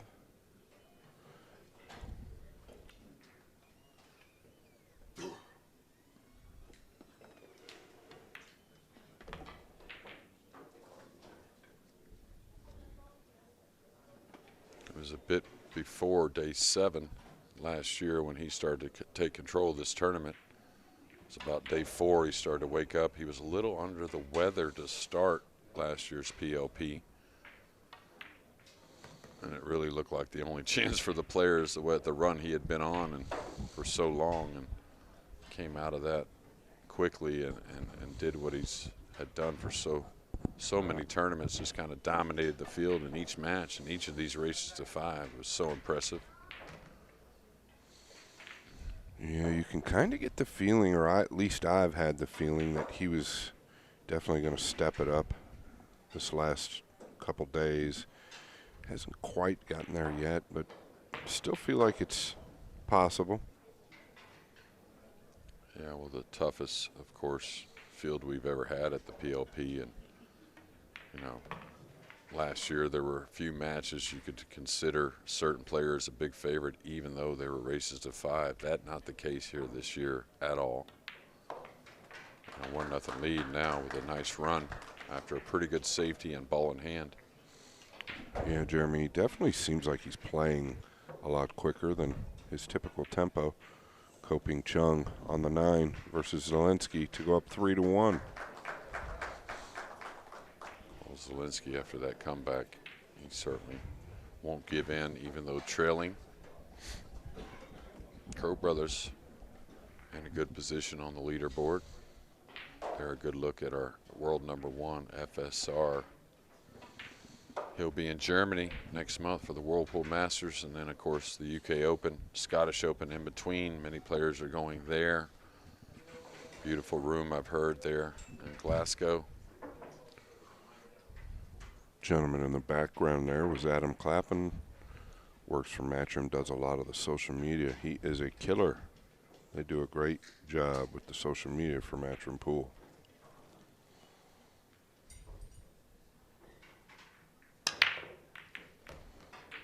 The 9 was flying. The 1 in the pocket. He's going to have a tough 2-ball, but one I'm sure Albin will play. Jeremy, I heard you say, I think it was last match actually, if the 9 gets moving without a kiss, and it did get a kiss there, but if it gets moving without a kiss, the rack is probably not frozen. Yeah, usually there's a ball off somewhere, usually something behind the 9. It'll go more straight backwards off the rack. Usually not too much speed on it, but it doesn't really affect much with the 9-ball itself. But certainly will have effect on the 1 in the side. And what an ugly rack here with the 4-8, the 5 near the point. Difficult 2-ball anyways, but yeah, this is going to slow everybody down, right? He's got to knock the 2 down if he wants to go at it. I mean, I don't know that you necessarily have to shoot at this. The 3 does lead to the 4, so if he can get it down, yeah. And I mean, Albin's the type to pass these up. You really can't blame him. It turned out pretty good, and he actually got the 2 in a good position. The 4 still probably doesn't pass the 8, but still in a good position, or better position than it was. and I think that was FSR checking that 4-ball. And the reason why you check with such a difficult out, the 5's tough, is it makes you possibly play a little bit of a more conservative kick shot here on the 2. So the 4 doesn't go. Like I said, the 5's very difficult. You may see him kick very mildly at this 2-ball, not trying to disrupt too much, and certainly not, maybe not scratch off the 2 in that near corner. And I think he's one of the best at this. You see hundreds of highlights of him kicking these balls in softly. And as you see, he's hitting it where he wants, maybe a fraction firm, but he plays that ball to the top end.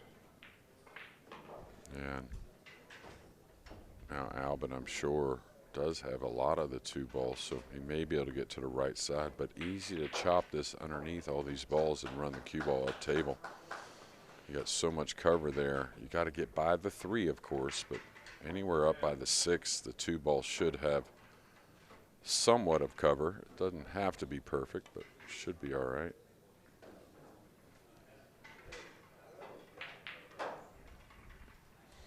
Did he find the gap, Jeremy? Yeah, it's easy to say that when you're looking at it on the monitor, but from FSR's end, it's probably pretty brutal.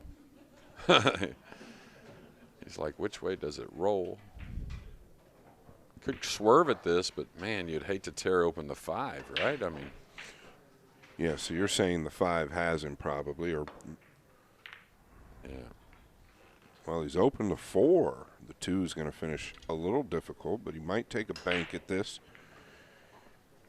Well, that made a big difference at the entire rack. Now you can get position on the 5 in the upper left if you fall straight with the 6 in the air. So may go at the run out here. Yeah, and if he could hold for the 3, he could play the 3 off the 5 in the left middle, but I don't think he can hold. No, that 2 would have to be slow rolled, something severe. Maybe he was trying to hold it. Yeah, you've got to wonder. Yeah, the way he pointed his cue, I think he was trying to hold it. Tough to roll that ball. Yeah, I think that's what really caused the miss on the bank, trying to hold it. But you can't blame him, but I thought that the run out was doable. That's going to hurt. Now he certainly will shoot the 3 off the 5 to open. We'll see how smart Albin is. We know how genius he is. Probably doesn't shoot this with a lot of speed. Just taps the 5 open a little bit. FSR trying to catch the bottom rail there. Caught the ball going in. Caused the foul.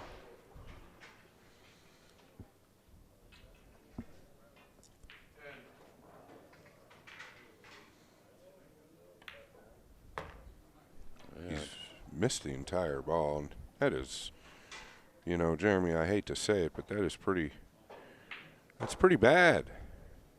Well, it's just kind of been that week for Albin Ouschan, right? He did just make it into this final 10 because of another win by another player, so. Yeah, it looked like he could get short side still there, but maybe not. It's just not feeling it at all. Yeah, way off. I thought he would shoot the 3 pretty lightly as well. He put a lot of speed on it, so not knowing where the 5 would be going. Now what? Cross side bank? Cross corner bank?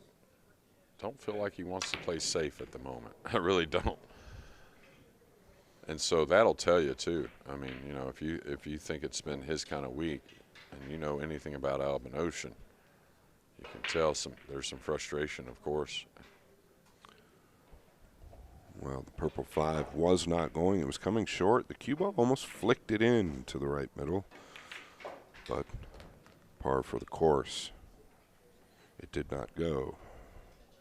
Yeah, we've all been said the saying, of course, we'll take it, meaning when we win matches when we don't play so well maybe, but Albin, I mean, I'm sure he said it a time or two before, but it really doesn't play his cards that way. He really just wants to perform and then see what happens. Likes his chances if he performs, but a lot of pull ahead for Albin Ouschan, and probably got to get maybe a little time off maybe and then get a little more work at the table. A little awkward here, Scott. Got to go with a high ball. He might play the 9 in the left middle, and I think that's what he's done. Could go up in the corner, but the middle is available. Yeah, now for a 2-0 lead. Little scrappy second game.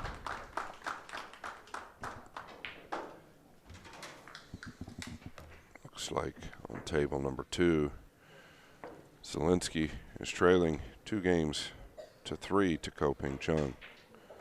I'll tell you what, Jeremy, for what I've seen this week, and I haven't seen enough of Ko-Ping Yi, but Ko-Ping Chung sure seems like he's playing every bit as good as his brother. Yeah, I mean, we all said we didn't know what was going to happen in that case with those two brothers as far as if Koping Chung would ever catch Koping Yi. And I think it's a dead heat now. I really do. I mean, it's just like a lot of players, whoever brings their game is probably going to win, or closest to their game. We'll see Zilinski, the tall youngster from Poland. Routine 9 now to tie the score on table 2. Yeah, he is a fun young man to watch play.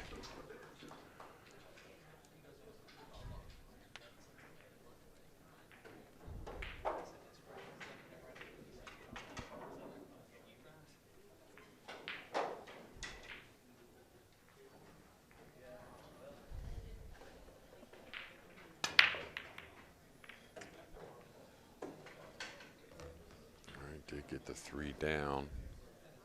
Not the opening on the rack that we're used to seeing from FSR.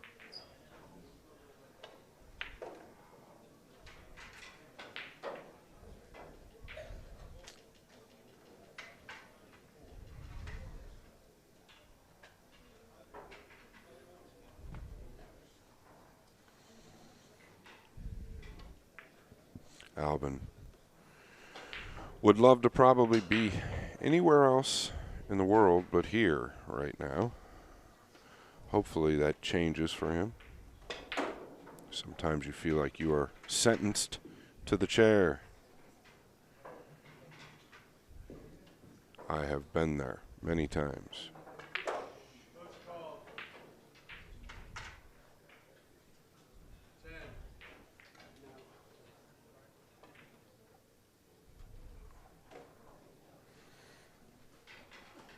This is one, Jeremy, that I immediately would consider giving up if I was in Albin's shoes, and I'm sure that's going through his mind, but he doesn't want FSR to spear the 1 and draw it.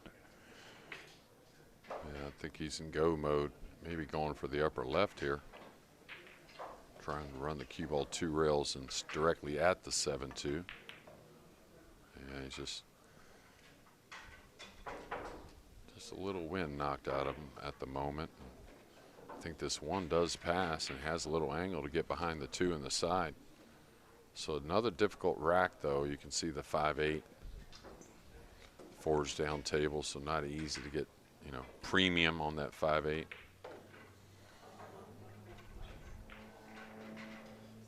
But not only, you could see the effort, he gave effort, it's just not there right now. But, not really considering passing that 1 ball. Not saying he should have, but.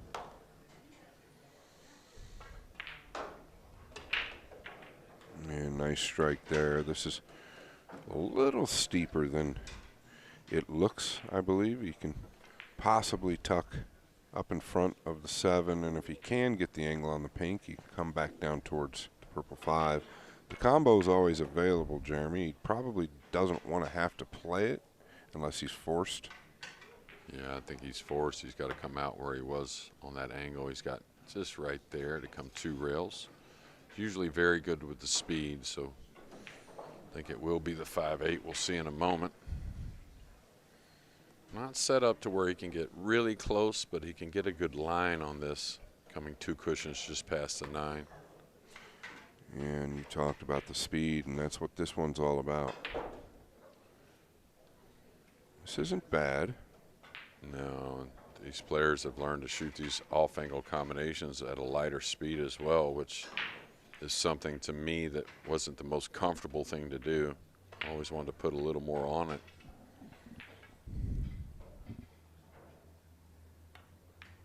See what I mean with that light speed? Yeah.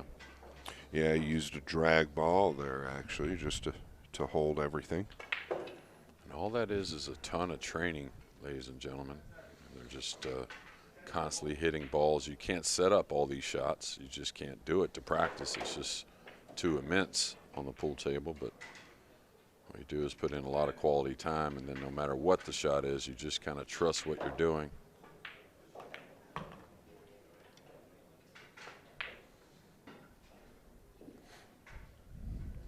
So there's been a few close scores, but it seems like every match there's been a little separation early. 2-0, 3-0, 3-1, 4-1. Been a few comebacks as well, but I believe he goes to the left middle for the brown 7. He's come back to the corner, and he likes to do this. It looked like he had more angle on the 6, so he's 2 balls away from a 3-0 lead. Good stuff from FSR. Not quite so much for Albin, but we'll hope that Albin gets something going in this match and matches further today. Y'all stay tuned. More coming to you.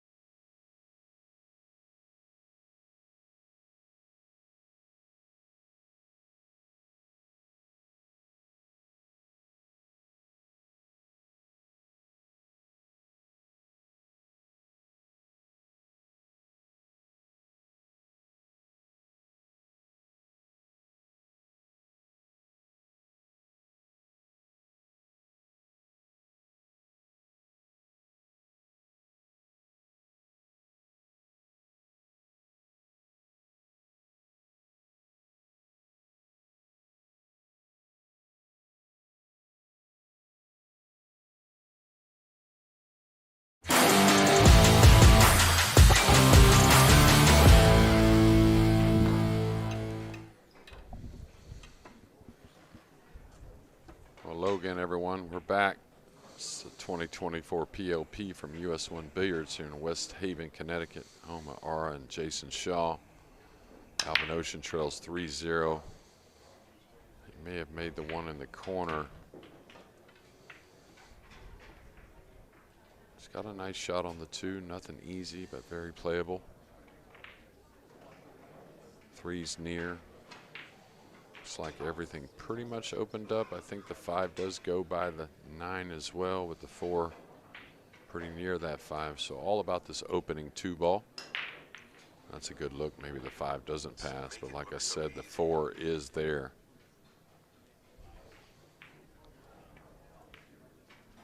Yeah, it's just been one thing after another for Albin Ouschan, and it's become mental. It's a little mental with me watching it, really. Yeah, it'll tend to jar you a little bit watching it. Definitely mental, and just snowballed on him. And we've seen it happen to a few people this week. Bernie Regulario from the Philippines, the young Bernie, 19 years old, started out really good and then really got the mental bug. And it might even be rubbing off on FSR. Tends to happen at times because they can feel the energy of the opposition, especially if they're friends. It's not easy to drive that nail through their opponent. And interesting play on the 2. I thought he might just stop his ball versus drawing back, kind of simplifying the 2. A nice shot there from Albin. Got a ton out of the cue ball.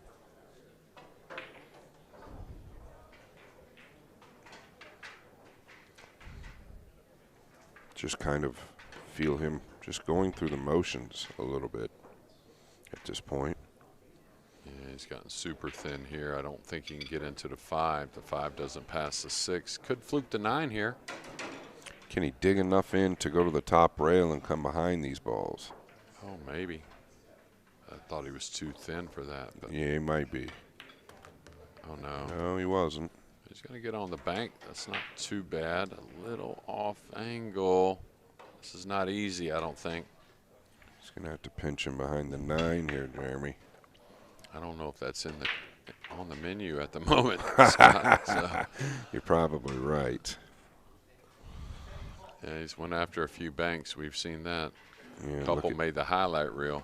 Yeah, look at FSR in the background, just kind of looking at him, saying, "What are you thinking this time, Albin?"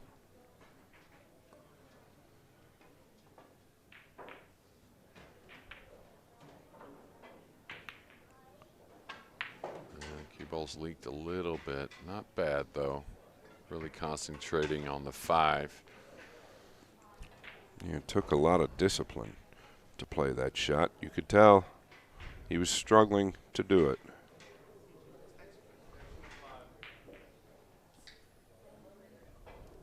And the reason why you see such a huge difference with these two mentality also is, of course, their tournament life, much different between the two. Plus, FSR trying to get every game. You know, it could come down to the differential or racks 1, depending.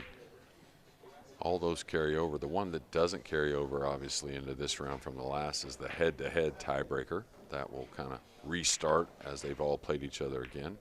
Wow, what a beauty. And definitely the right hit, especially when you're finding a player that's struggling, right? Yeah, he's so good at that. And, you know, you and I have learned over the years distance is really key. At sometimes it'll get you the shot.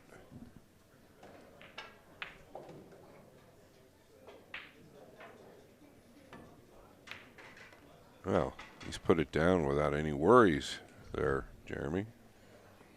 Yeah, well, he is 2-time world 9-ball champion, 2-time World Cup champion, many other titles. Still wanting that U.S. Open, and I think he'll probably get it. I mean, odds are. I mean, it's hard to get those. Only one a year and so many great players, but got to believe Albin Ouschan will get that title one day. How old is he, Jeremy? Do you know? 33 now, 34 maybe. Okay. He's definitely got time. Oh, yeah, and he's going to make time. Of course, stays in great shape, knows the game is going to great places. Don't lose focus here. Definitely a missable ball. So all these are gritty outs, especially after that shot on the 2. Really nice.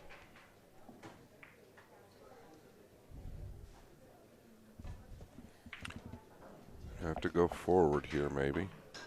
Yeah, it looks like on table 2 that Zilinski is trailing 4-3 with Ko Ping Chung at the table as well. And he needed this win, Zilinski. There you have it. Ouschan on the board, trails 3 games to 1.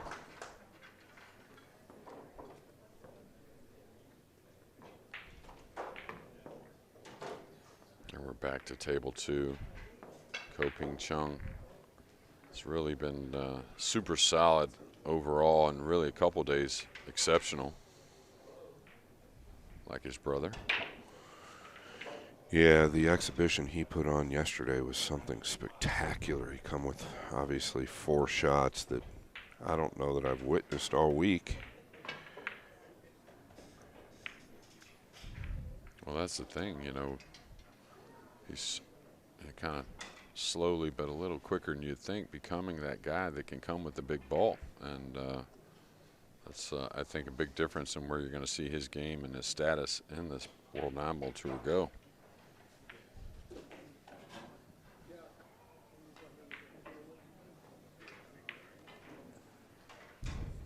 All right, FSR to break here in game 5.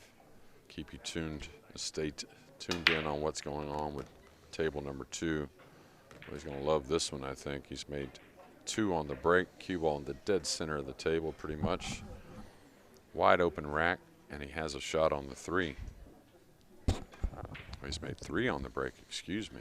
Yeah, 3 on the break, and really a layup here if he can get to the purple 5.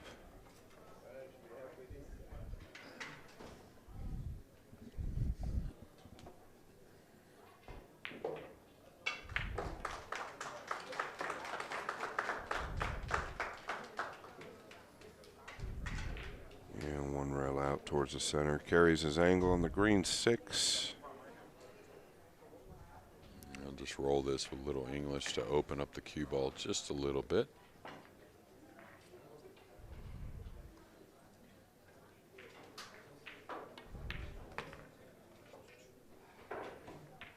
Just a fun player to watch.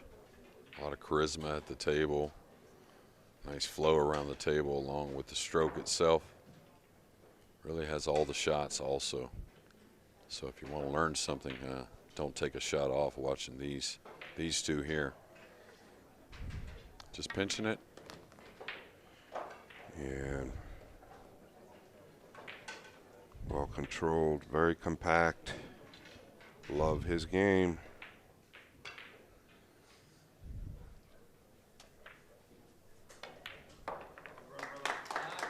And that's the 9-ball I was talking about the other day, that a lot of guys stun the ball where FSR draws on that 9, which is what I prefer a little bit more. Always see it very unique there in a 4-1 lead.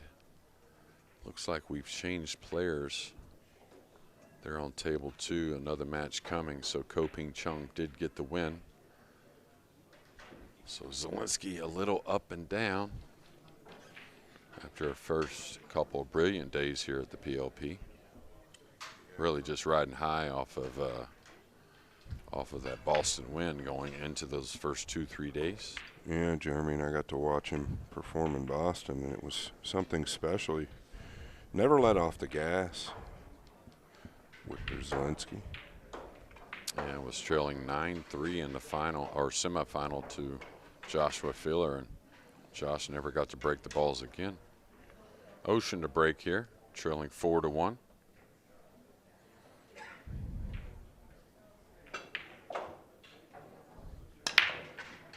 And a little frustration set into that rack. Yeah, That's the old Albin Ouschan. When this break first came out, he would always overhit it, it seemed. Backed it down and has learned a lot about the break, but that's just to let the balls know I'm not too happy with you this week. I wonder if they got the message. I think so. I think the balls will say, hey, I'm still in charge, though. You can feel whatever you want. 9-ball pool. You just cannot predict it. Beauty of the game, really. All right, so you just leave the 8 there. You can just stop right here, take the 4 in the corner, going forward. For the 5, I kind of like that myself. There's really not a right or wrong. He does like to play to the corners. I would assume he just stops here.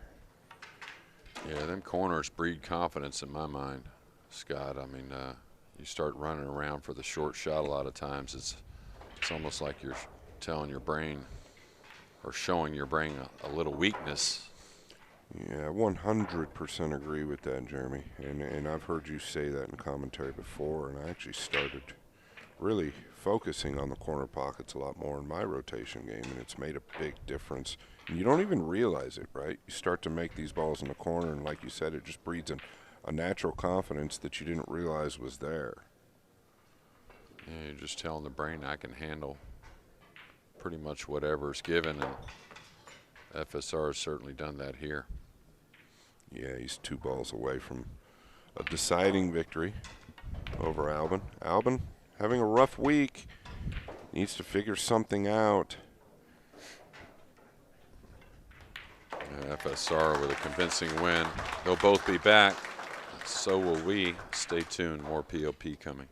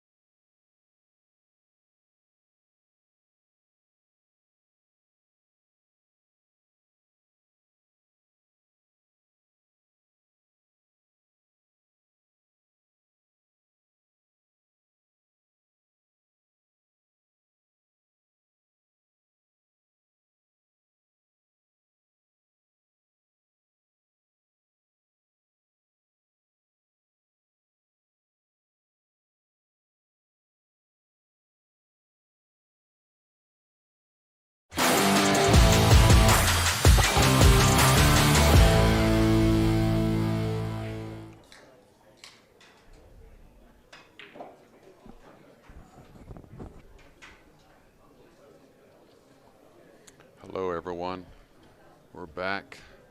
A little bit of movement today. SVB still on top. Koping in a good spot. Koping Chung. FSR moving up a little bit. And Federer, Skyward, or Woodward, Zilinski. I don't know. I think Albin Ouschan has been eliminated officially now after that loss. So, yeah, we're going to have just 6 remaining after today. The bottom 4 will be on the sidelines for Monday's action. And now table 1 order of play. You can see that comeback from Zilinski, a comeback from SVB in the second. FSR with a cruising win. Filler for 2 in a row against Koping and Zilinski. Then FSR and SVB to finish. Table 2, Koping and Federer take down Skylar Woodward in the first 2. Koping Chung over Zilinski. 2 more matches only left on table 2. About to have Koping Chung and Mario He, you can see in the background. And Albin Ouschan and Sky Woodward. Yeah. Jeremy, something I've noticed real quick with Mario He is it seems like over the week he's been ahead in a lot of these matches and ends up losing these matches. I'm not saying he's a front runner in the sets, but it's kind of an ironic thing. Well, I mean, I think Mario He, if there's one thing at times that people have talked about is finishing in some matches. Of course, maybe not in this PLP format, but some of the majors, he makes some deep runs. He gets into the position to go deeper even. Sure. And then crazy things happen. Yep, I get it. All right, back to table 1. And looks like Big Co wins the lag. Yeah, and a big match. I'll tell you, if Koping is going to make some noise moving even further up, it's got to start here with a win over Filler.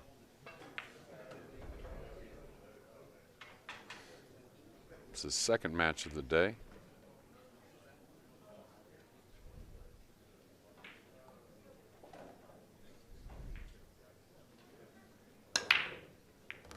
And he's getting better spreads. There's that awful kiss we see so often. Yes, it is gone. What's the 6-7 do? Now, Josh has had 2 3 fouls, where he's 3-fouled his opponent. If you're new to 9-ball pool, 3 consecutive fouls is a lost game. That's 3 consecutive by the same player. Not saying he's going to look in that regard here, but you never know with the way these balls are tied up. He could roll the 2 on the back of the 5-8 and roll the cue ball back up on the 5-8 as well. Kind of a devastating safety. He's going to go for the run out. Yeah.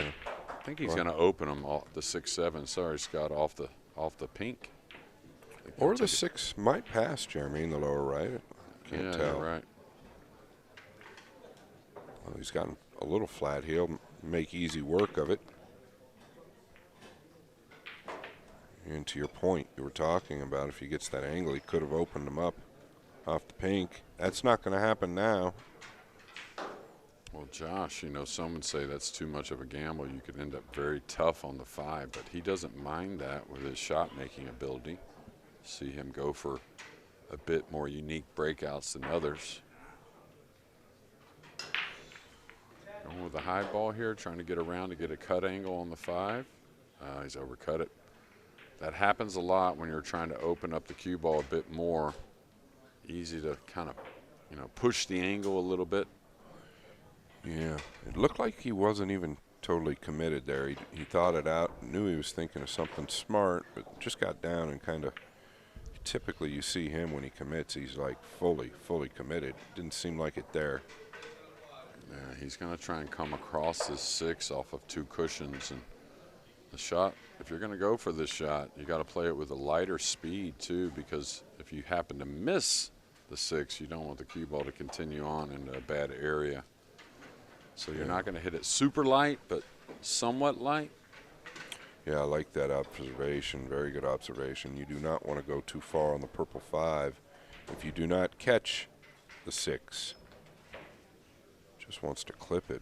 Is this what he's even doing? It is what he's doing. Ends up nice and heavy, though. So he's going to come one rail behind these balls. He can get behind the 6. I don't believe it passes in the lower right, Jeremy. I just believe he's going to have to nudge him up, unless you think he's going to try and go into the rail just past the right middle and open the 7 up. It's a little gamblish, in my opinion. Yeah, I think you just got to get behind this ball and play the safety. Does it play?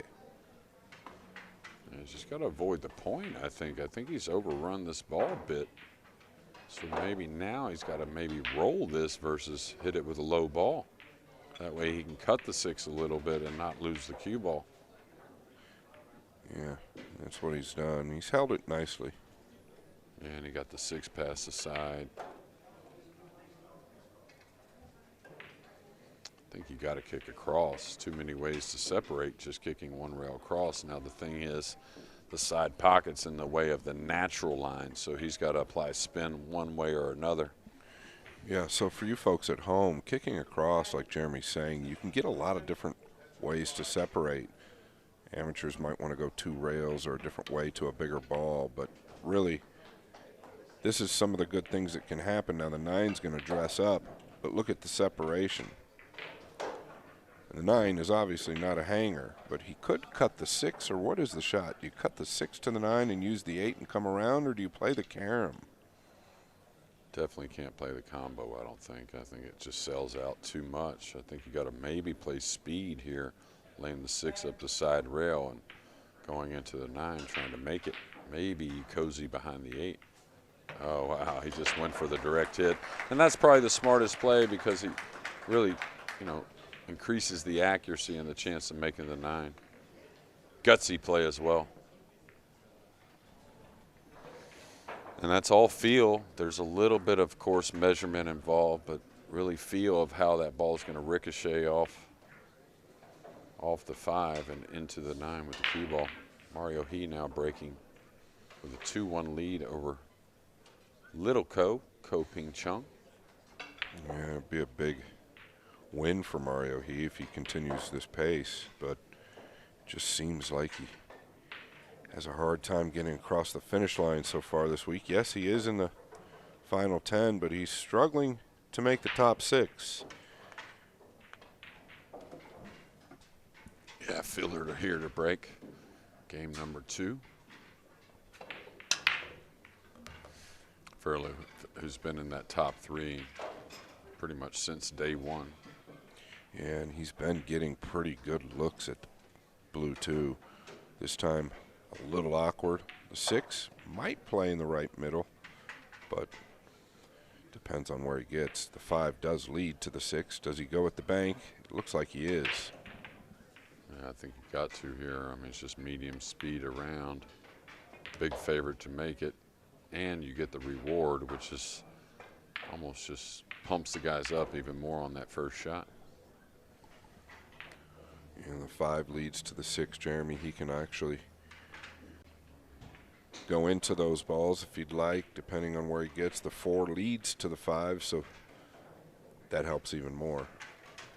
Yeah, wants to fall somewhat heavy here on the 4. That way he can fall just below the 9. I did get over the 7. Josh, one of the best in the business when jacked up, whether, by design or meaning he wants to jack up the cue or if he has to, either way.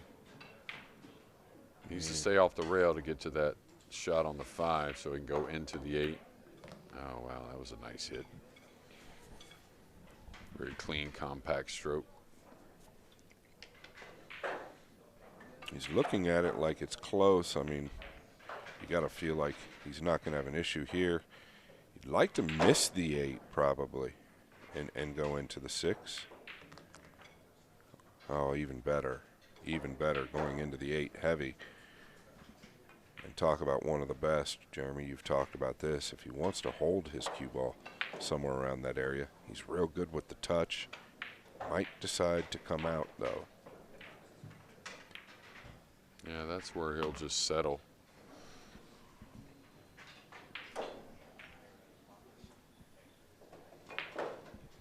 Making light work of this rack. It was quite a bit tricky. Yeah, absolutely. And I'll tell you, it's almost why the players, many of them, consider Josh probably the best, and a guy that does it so effortlessly. Is he settles for the long shot so often and still knocks them in. Maybe aggravates some of the other players at times.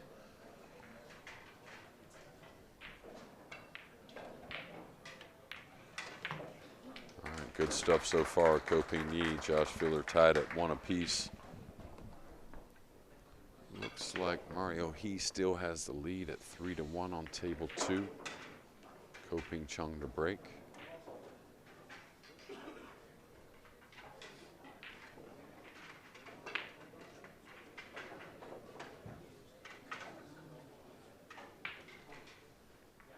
And looking at the leaderboard, SVB 16 of 21, Filler 15 of 20. And the Ko brothers tied at 14 apiece. Copigny after 20 points, Koping Chung after 21.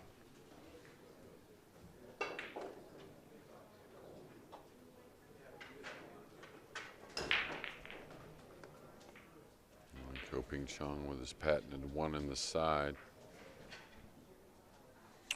Did the 5 clear for him? We'll find out later.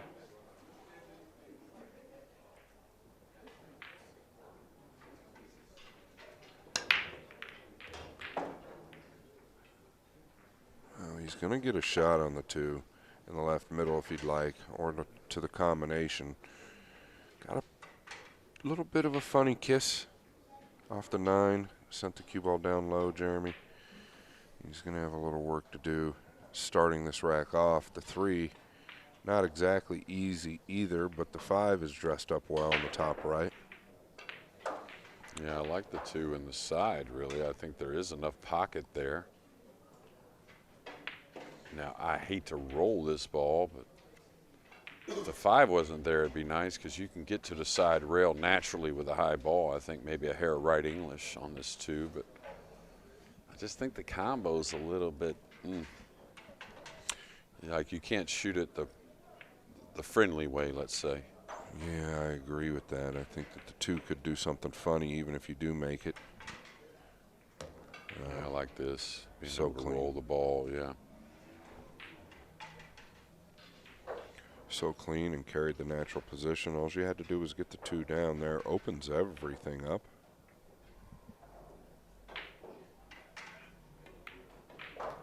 Well, really, if you're going to get Copigny, you got to play well first off. And really, after his first match of the day, he's just so solid. Doesn't seem like he really makes many mistakes. Comes with the big shots.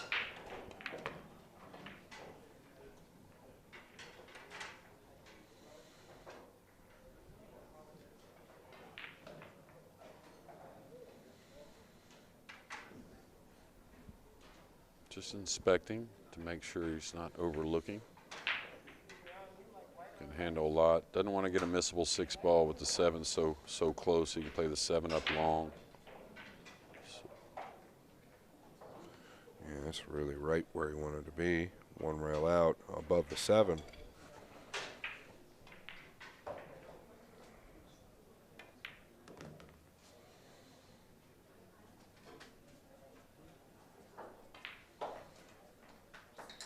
Yeah, a little steeper than I think you wanted to be. I think you can come out like this, but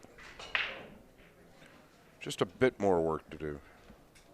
Yeah, definitely. These are 4-inch pockets, and again, all these shots you can't take a timeout on any of them. No shots off for these guys. Day 7, by the way. So you appreciate the pool player? I certainly do. Yeah, they are getting their play in this week. Copigny up 2-1 on Feeler. We'll be back shortly.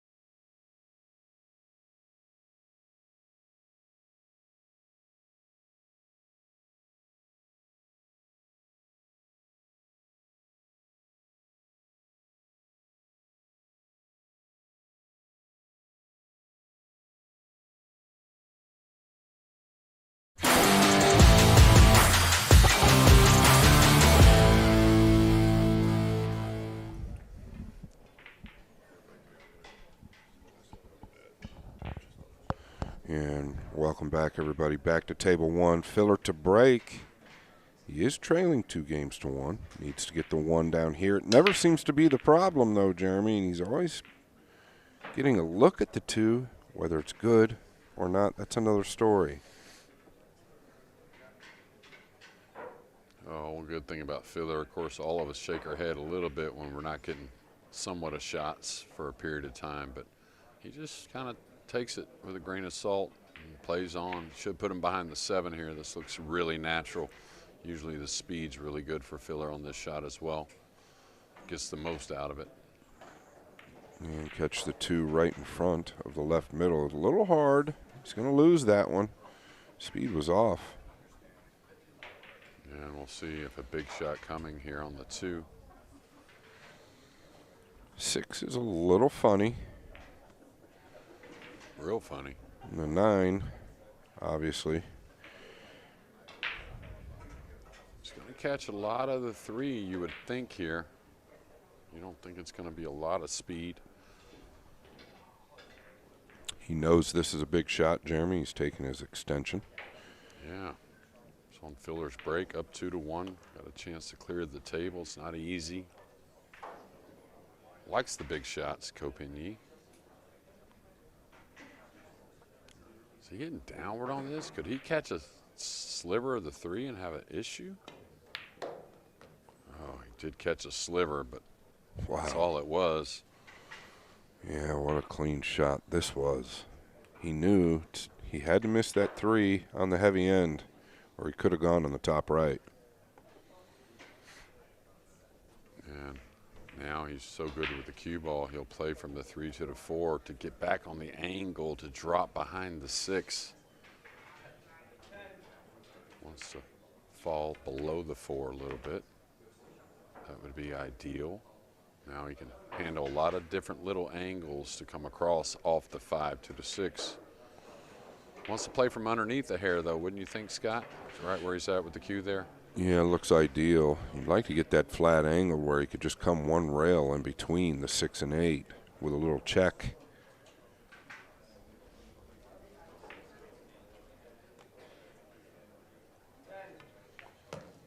Yeah, I like him trying to play the keel. This might be a little heavy. Yeah, it looks a little firm. He might have work to do. This could have gotten very awkward, and it has. Can he go 2 rails in between the 6 and 8? I don't know. It looks like he's dead straight to me. And if that's the case,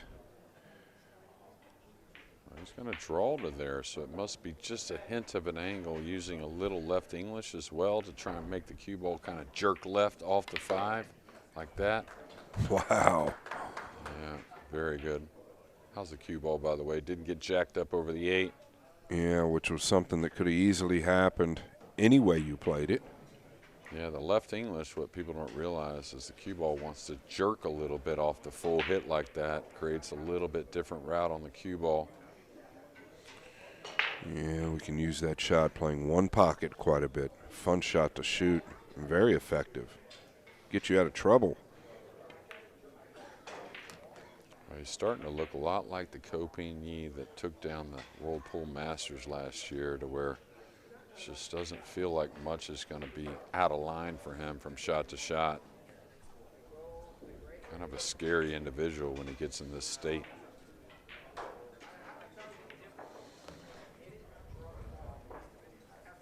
Yeah, he wants that to settle just a little. He'll be all right. Yeah, it should be okay.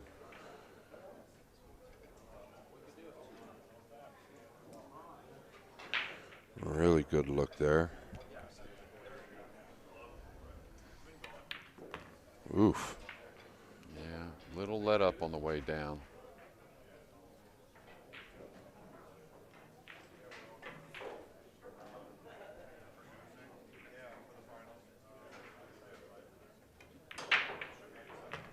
Copigny looking as good as anyone here on day 7. There's little brother to tie the score with a difficult 9. Dead center. Yeah, and he was down 3-1, Jeremy. So here we go again. I don't want to call it a pattern with Mario He, but it sure seems to be. Yeah, and I know that sales are a little knocked, or the wind's a little knocked out of his sales as well, but he knows he needs something special, probably a little help. Just joining us, we did let you know earlier that Albin Ouschan is now officially eliminated from the final 6. Probably feels a little fortunate to get in that final 10, really. Yeah, and might be happy to be eliminated at this point. Gets a little break, and he's going to need one. Everybody needs a break after this event. A lot of pool played. These guys are earning their pay. Such a clean hit. Again, he and his brother, the co-brothers, they seem like they make this one 100% of the time, Jeremy. Yeah, and I don't know if the 7's gotten in the way of the cue ball. I thought he had a look at the blue 2, and he does, with a real easy look as well, and an open 3. So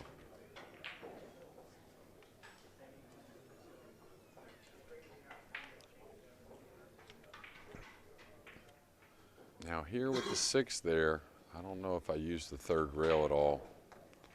Hate to graze the 6 going by or something like that. Put a bit of check on it, kill it off the top rail, Jeremy, and flatten the cue ball out a little bit. Yeah, he may go thin, though, with the high ball around the 6. Okay, that's what he did. He hit it heavy, actually, to slow the cue ball down. That's going to be ideal. That's a new cloth shot. Yeah, for sure. Well, the new cloth just lets you hit it with a much more control.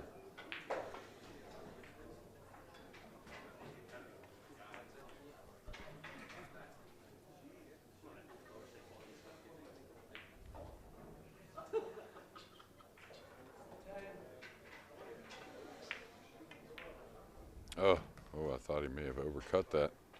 Camera angle kind of fooled me.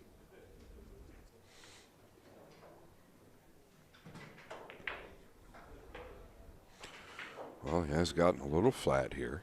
He can force the cue ball back out. Yeah, really gets a lot out of this usually. Yes, he has. And he's gotten flat again.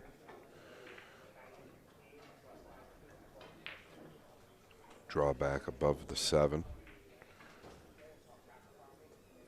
Or past the 7. Is he too steep?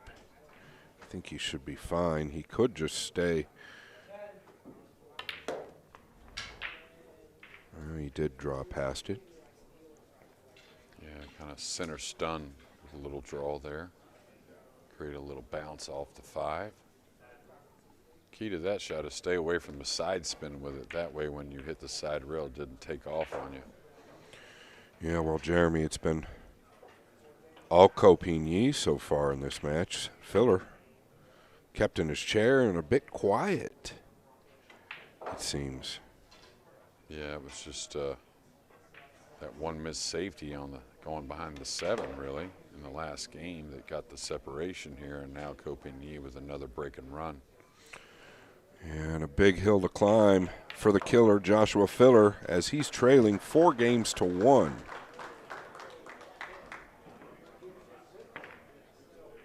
Good look at table 2. They're knotted at 3 apiece.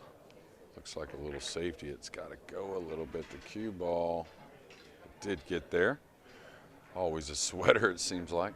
What beautiful touch he has. Now going right to the jump cue here. To me, the cross-side kick looks very doable. From the right rail, right, yeah, Jeremy? absolutely. You're kind of facing it. Where are you going with the jump? You could pocket it in the side and scratch in the corner. Yeah, a lot of times I feel like these guys semi-overlook the kick with benefits. Well, you know, I think the PLP shows us a little bit about the mental fatigue of this event, plus the anguish of being the ups and downs. You know, you kind of see Mario He maybe in that same position now that Albin Ouschan was in moments ago. Maybe going through the motions a bit here on day 7. Nice break off. No look at the 2, or no real look. I think he can get at it. Yeah, the 3-9 dressed up. I don't believe.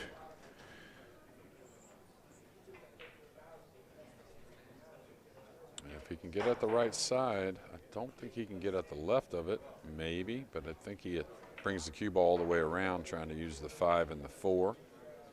Get a little cover on the 2. This is going to be a little heavy. Yeah, his speed's just been a little out of whack in this match. A couple of defensive plays have gone awry. A big shot. Well, he ain't got to swing the cue much, right, in this match. So that's how you do it. That's how you get the opportunity to sit him down for a bit. Going for the big ball here, and possibly the winner with the 3-9 combination on the right side rail. I don't like 4 rails here at all. I think you missed the ball 8 out of 10 trying to go 4 rails. Yeah, not only that, Jeremy, on the new cloth, that cue ball could bend out on you and contest with the lower left. I totally agree, Scott.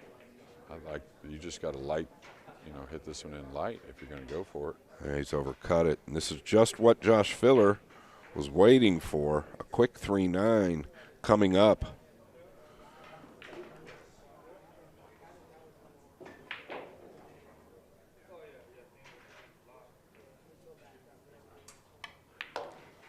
Oh, boy. Really, really decelerated there. So I don't know if this is an impact of what Ko has done to him, or maybe just starting off a little slow today. I still think he's a huge favorite to make this. Easy to overcut the 9, though. No, he hit it sweet. He hit it sweet. Good stuff. And I don't mind Ko going after that ball. And we'll have a break. Be back shortly.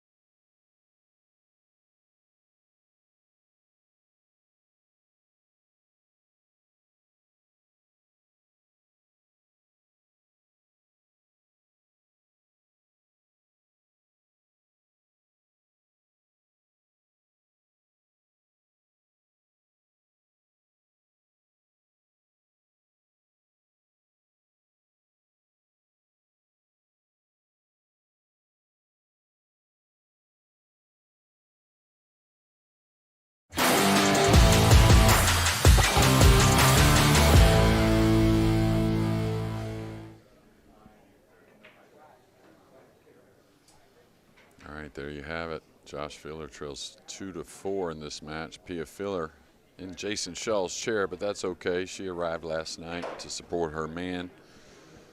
Be here at the PLP. She's already been practicing a little bit, coming off an event in Iowa, I believe, that the ladies had. Yeah, I wonder if she's just a little bit under the weather. She's been traveling a lot.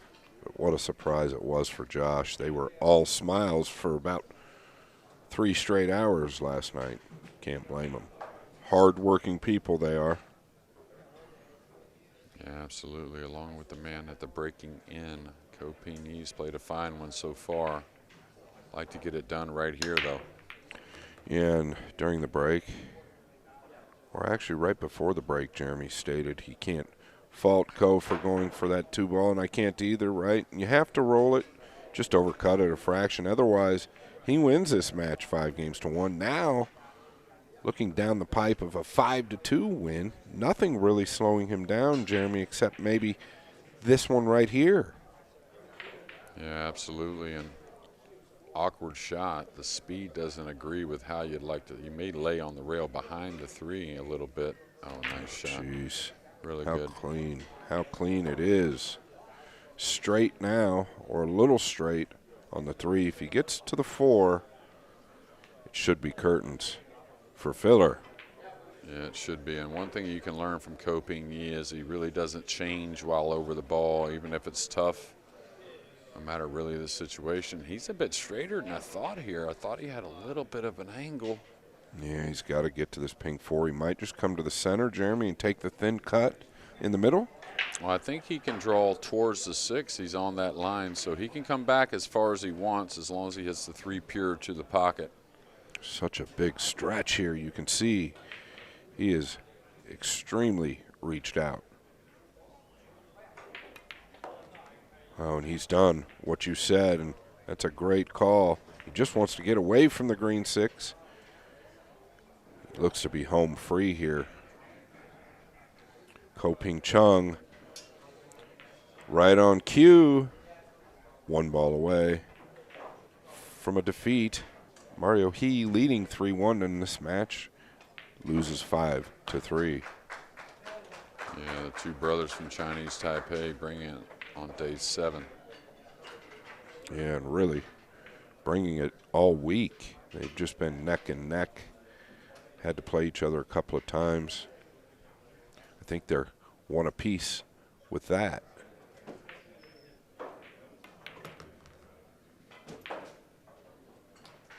And as Carl talked about with Ko Ping-yi from the start, just clinical so often.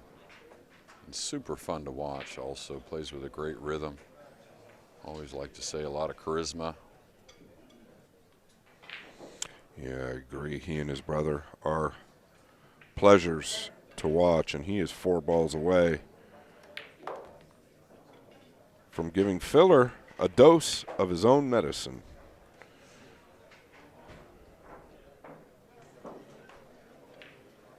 A little high ball here, coming 2 rails around.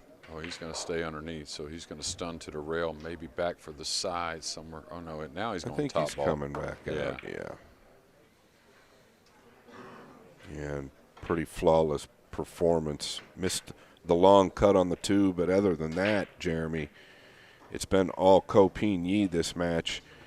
He's going to deliver Filler a pretty big blow, and SVB won't be mad. No, he sure won't. We'll have both these guys back later. More pull from both of them. We're going to take a small break. Stay tuned.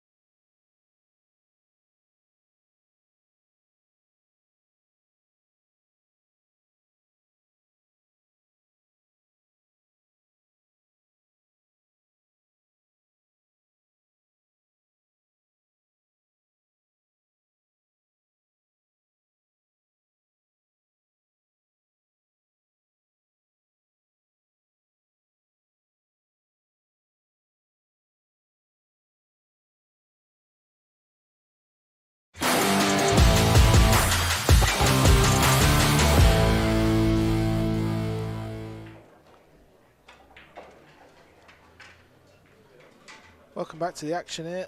Albin Ouschan is the man who's just potted the 8 ball, now a simple 9. He's playing Skylar Woodward, and he's 1-0 up. Well, we've just seen Kopinyi beat Joshua Filler. Filler's still looking good though. Yeah, well, one person that needs to step it up is Skylar Woodward. If he wants to make that top 6, he knows this match is important. Yeah, this is table 2 afternoon session, so the last match over on table 2 is well underway. Now let's see what this all means. This is the up-to-date leaderboard. SVB is back on top. Filler held it for a little while. Not anymore. They both played the same amount of matches. 16 points, 15. Then we've got a 3-way tie. 3 players on 15 points. Both the Co-brothers doing well, but Francisco Sanchez Ruiz, let's not forget, is the defending champion. He's the world number 1.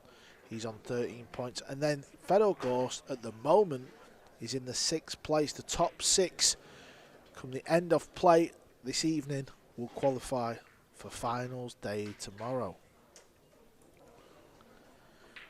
Right. What match have we got coming up now? We've got the killer, Joshua Filler, against Wiktor Zilinski. Zilinski is currently sat in 8th place on 11.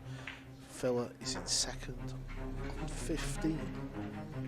Yeah, and these are both players that I really love to watch, both aggressive, both quick decision makers, and both really, really high IQs of the game. Zilinski is on 11 points with Woodward. Woodward is also playing on table 2 at the same time. They're both on 11 points, just outside the top 6. Fedor Ghost is on 12 points in 6th. These matches for Woodward and Zilinski are important, Scott. Yeah, they are, and the green 6 here might have other plans for Zilinski. He broke these balls beautifully. And you notice the green 6 might just eclipse the 2. He's having a real good look at it. What an important moment this is. Zilinski, one of the only players we've ever seen break from the back rail. I haven't really seen it go wrong for him. But once again, it's all about getting that shot after the break. The 1 for these guys is pretty much automatic most of the time. Well, this was the problem. He had to spin it. It was sending the cue ball away from the 3, Carl. Yeah, now he's left himself a nasty thin one down the rail. Also looks like he'd need to play this ball with right-hand English to get near the pink 4. Yeah, I don't know that you even play this, do you? But I don't know what the other options are. Can you chip it down below the 9 and try and come over behind the 5? I just don't know. He's looking at defensive options. Took his extension, clearly needed it.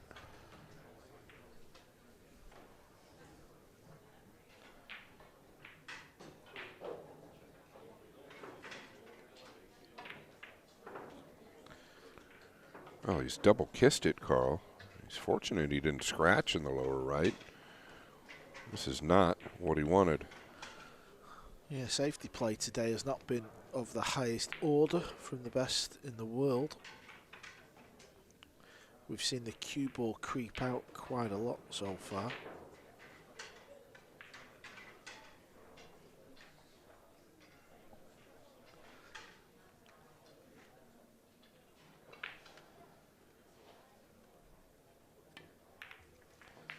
He went for the combo. It's gone wrong. He's going to leave this on.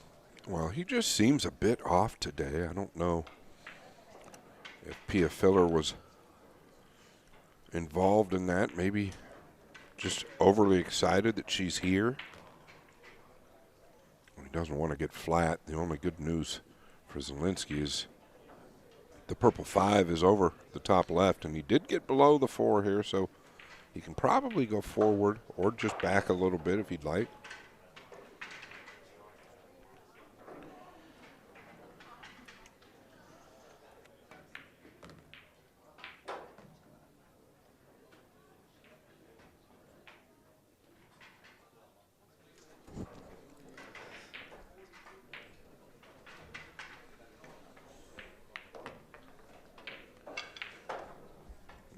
Carl, these are both probably my top 5 favorite players to watch. Obviously Filler, but I don't feel like this young man is far off as far as the natural ability.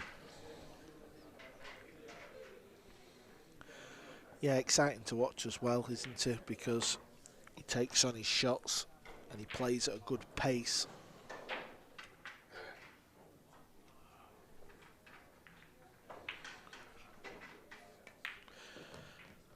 And it's Zilinski who desperately needs a point here. He's only got 3 games left to play. Well, and let's not forget, it's Zilinski that put Josh Filler in his seat in Boston about a week and a half ago. He's up for the challenge. He is, and he takes the first rack here on the feature table. Over on the other table, Albin Ouschan.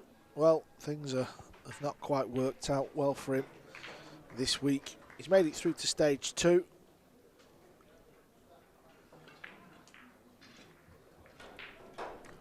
But he is done.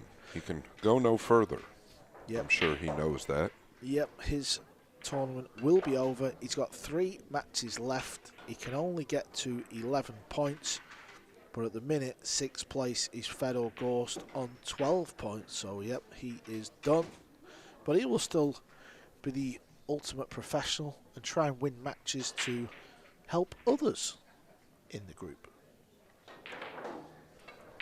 Yeah, not just help others, in my opinion. Probably try and help himself. His mental state is not where he wants it to be.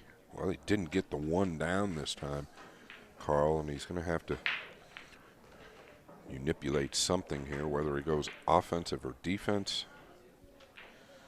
You just never know with Filler. Yeah, 9th place is Mario He, so maybe Albin wants to just finish above his good friend as well. He's on 10 points. And this is a clever play. Needs another rotation or 2 out of the white.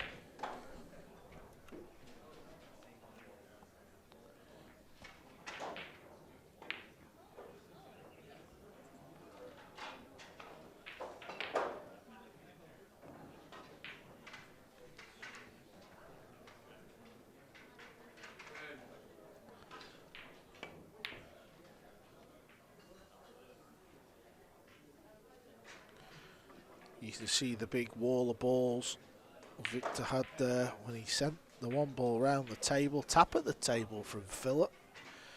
He's kicking at the 1 ball. Now can he get in behind the 1?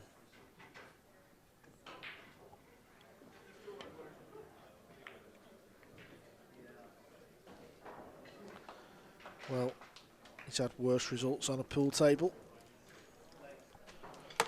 Yeah, perfect little flick on the green 6 to run the white into the 4. And we're going airborne. He is long and lanky, gets a lot of power on this jump cue. He is really stretched here. He's called his extension. Doesn't really want to put any low on this ball. Like to just come 1 rail up between the 9 and 2 if he could. He might be forced to put a little low outside on it just due to the stretch. Well, made it look easy. He's got distance on the blue 2, but look at the 3-9. Is it available? Can he play the 2? And another look at the jump. Can he play the 2 at an easier pace? Go 2 rails towards the 6.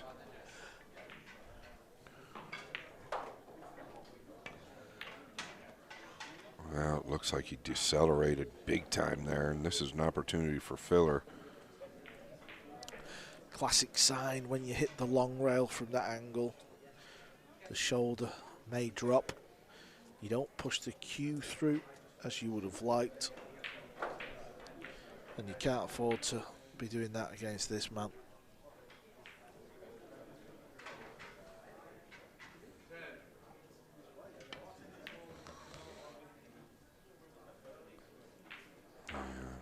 Needs that to settle just a fraction. Really, in the last 2 matches I've called with him, he's seemed either a little too long or a little too short on his defensive plays. Can he get back in line?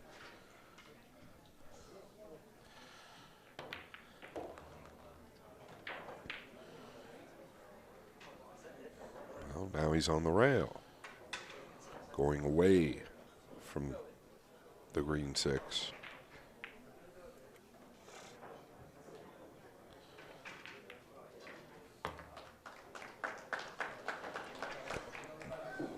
This is what makes him so dangerous, whereas a player might try and come around 3 rails for the 6. He just holds the cue ball for the top right, takes the long ball, splits the pocket. And it's just a shot like that that can get you going. 2 balls away from tying this match up. 1 game apiece. Plays that shot very well, does Filler. Believe me, it's easy to underhit the cue ball or find that rail and leave yourself a tester. It's fast, it's furious, it's 2 of the young guns on the WNT. It's 1-1. Well, Albin Ouschan has decided to play some pool. He's took the opening 3 over Wood. Well, now that it doesn't really matter, why not?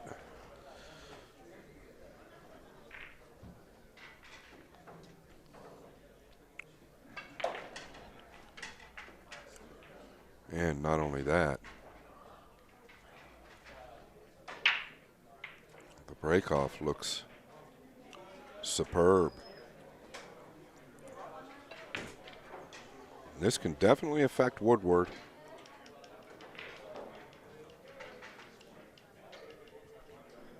So in a lot of ways, it really does still matter to Albin Ouschan.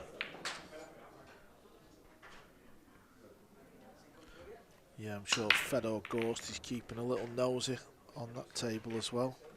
I'm not saying he's wishing for people to be beat, but it's always like a little Brucey bonus. And a little thin there. Lucky he didn't lose the cue ball in the lower right corner. Is he going at this ball? I believe he might be able to cross it if he can't make it straight in. If he can make it straight in, it's not a shot any pool player is in love with. I think he's got to cross this ball. No, and he's hit it really well. He'll lose the cue ball a little bit, but he's got a big pocket in the lower left.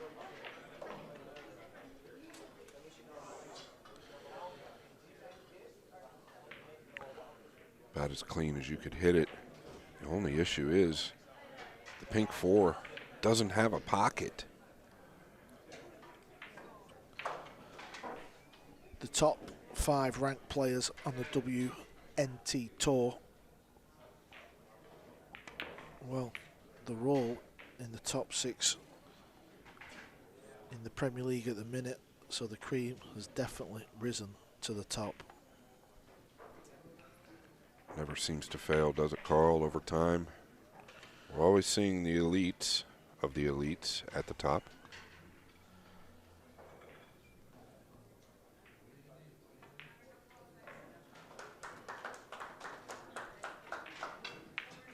And there you see that middle finger going with Filler. A lot of players do that. Squeaked that ball in. The cue ball comes off a couple of rails and lands perfect. Purple 5 looks like it goes in the side, so you'll get the cue ball over to the far rail. Oh, this is nice.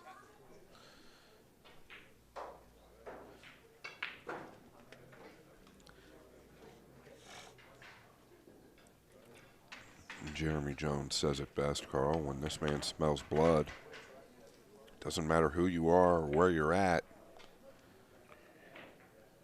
he'll relieve you of the rest of your blood. Putting this ball into the corner is easy, but he's got to go in to the left centre. Cue ball 2 rails. The brown 7 only goes in left bottom corner.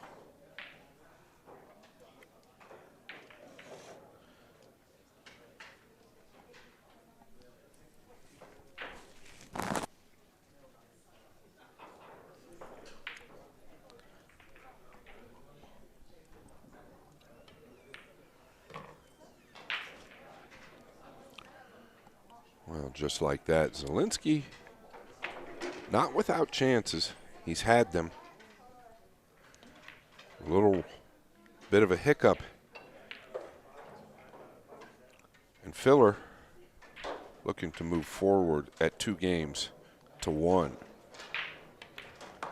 Peter Filler gives him the nod of approval just behind where Filler sat. It's early stages in this match, but it is Filler 1, Zilinski. Filler 2, Zilinski 1.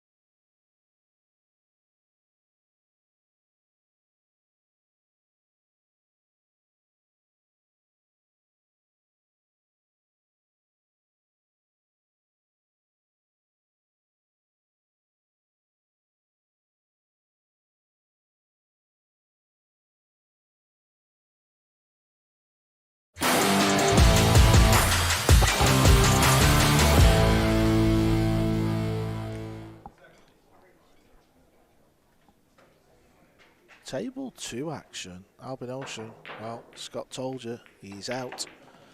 He will not play a part in the Premier League come tomorrow. Unfortunately, he can only get to 11 points, but he's going to play for Pride. Yeah, and he can only damage Skylar Woodward, and he framed at the 2. All the balls go around the table, and Albin gets away with it. So Woodward not having a lot of fun over there on table number 2. Needs to make something happen quickly. Filler, the replay on the break. Looked like the white was headed towards the right middle. Does have a cut on this ball. And he can go into the purple 5, which is a problem. He's going to hit this with a little pace.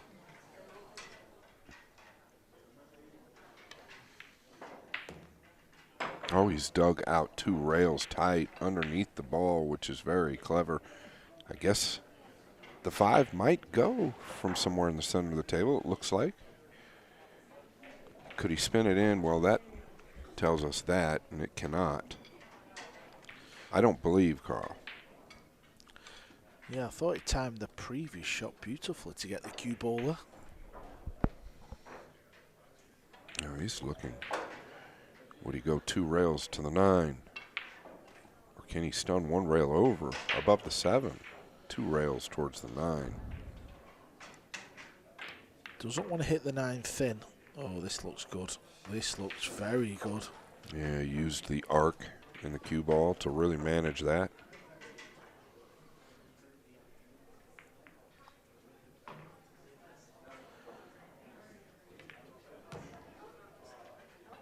Oh, look at this, Carl. He doesn't want to be elevated, but he did that intentionally, having a little fun, nice and tidy. Got a little flat. He's not thrilled. He'll manage.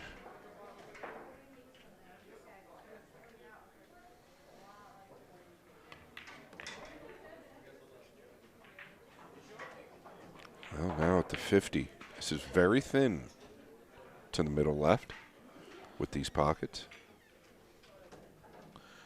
I don't mind the corner. I think he's going in the middle, but I think the corner's more than okay. Yeah, I believe it's probably a bigger pocket, but he likes the challenge, and the challenge it is.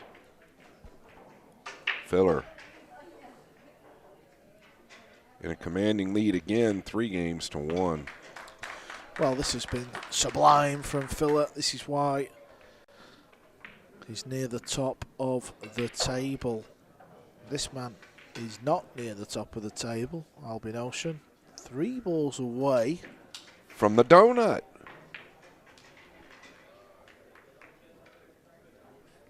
That'll work. Yeah, and it's definitely not what Woodward is looking for. He's just had a rough day. I don't believe he's won a match.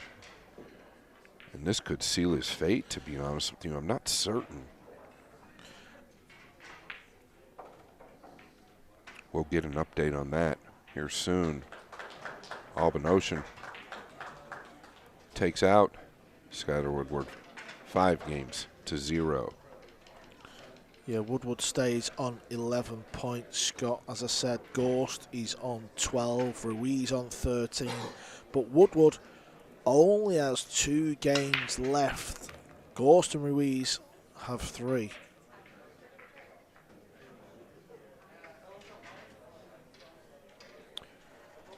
Well, he's obviously still got a chance. Some things need to happen in his favor that aren't in his control.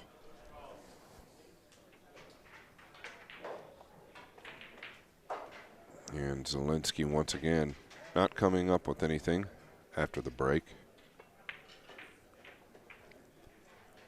Up table doesn't seem terrible for the rollout. And he is pretty good at the rollout. I do feel after what I've seen for so long, I think Josh Filler is probably the most creative rollout player.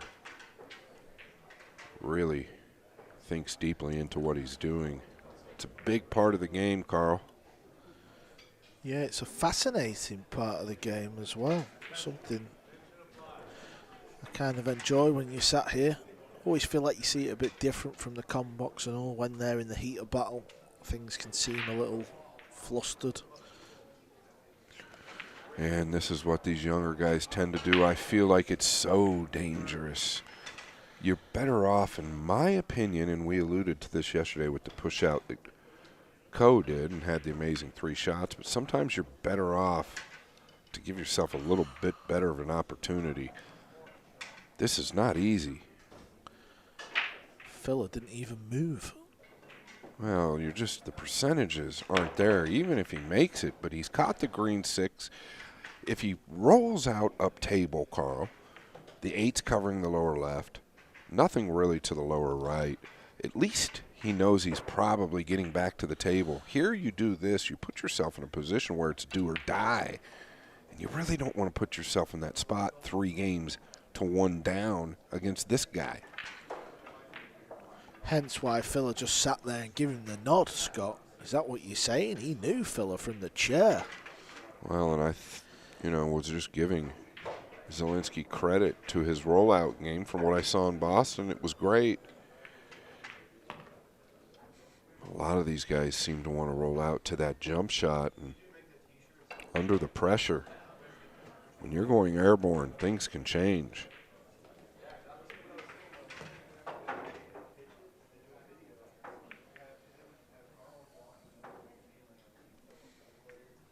Nothing slowing Filler down here.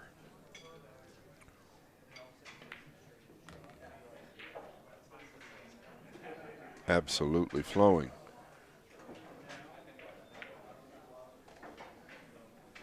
Coming around tight, below the 9.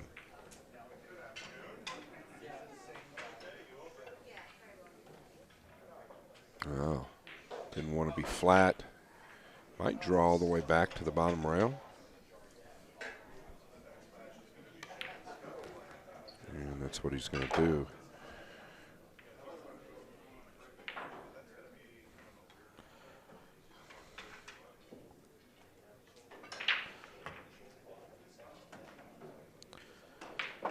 Well, Filler is about to get himself on the hill with a simple 9, and what this means is it's still Filler SVB fighting it out to stay at the top of the table. SVB's got Filler by 1 point, and after this match, regardless of the result, SVB will have a game in hand over Filler. Yeah, it seems like that's been the story this week is all Filler and Van Boning. As you see, 16 points for Van Boning, 15 for Filler and Ko Ping-yi, along with his brother Ko Ping Chung, Chinese Taipei. 22 played for Ko Ping Chung, 21 for his little brother Ko Ping-yi, or his big brother Ko Ping-yi. So, some interesting things. It's going to be moving night here tonight. A lot of positions probably going to change. We do come down to decisions, meaning deciding racks if two players are in a potential tie. Looked like he decelerated a little bit there. Thin on the one, Carl. Yeah, that just shows you it's not a given. The one ball keeps going in the side pocket. Following this match, we've got a beauty actually. It's SVB versus Ruiz. And Ruiz, Scott, he's in a pretty good position, but he's in 5th place. He's just 1 point above Ghost. He's on 13 points. Ghost is on 12. And Ruiz has just kind of been that silent, steady guy that you expect.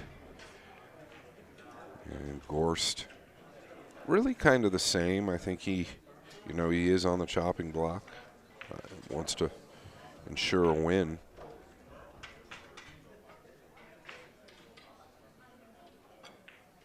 Filler looking at the carom on the green 6. They don't lose the 1 quite easily. 6 is a little bit high in the pocket. Let's see what he has in mind. Well, he's played it. And the 1 doubles out of the lower right. Take another look. He played to the high side of the 6, Carl. This is Filler-esque, this shot. He invented this shot. He actually hit it too slow, just a slight decel. Yeah, there was a slight decel. You could see the cue ball turn over right before it got to the 1. But how well did he cue it? The ball went in the middle of the pocket. There is nobody better than the shot that he played on the 1. And there's nobody better than this shot. If he'd like to kill that ball, he came back and forth. But boy, he is good at holding that cue ball on a steep angle like that.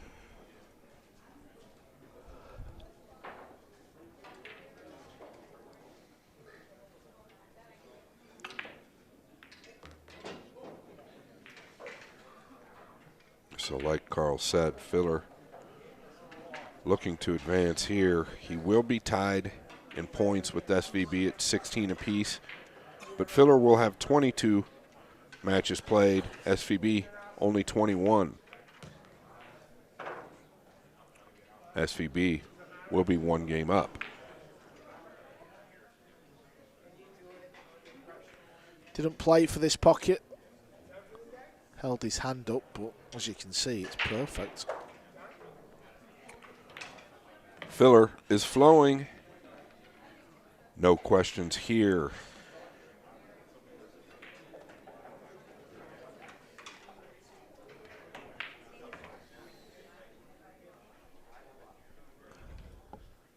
All in all, Filler's outclassed Zilinski in this match as he wraps it up for a 5-1 victory. He goes tied at the top with SVB, but he's played a match extra. Up next, SVB will have a game against the world #1 defending champion to try go back in front.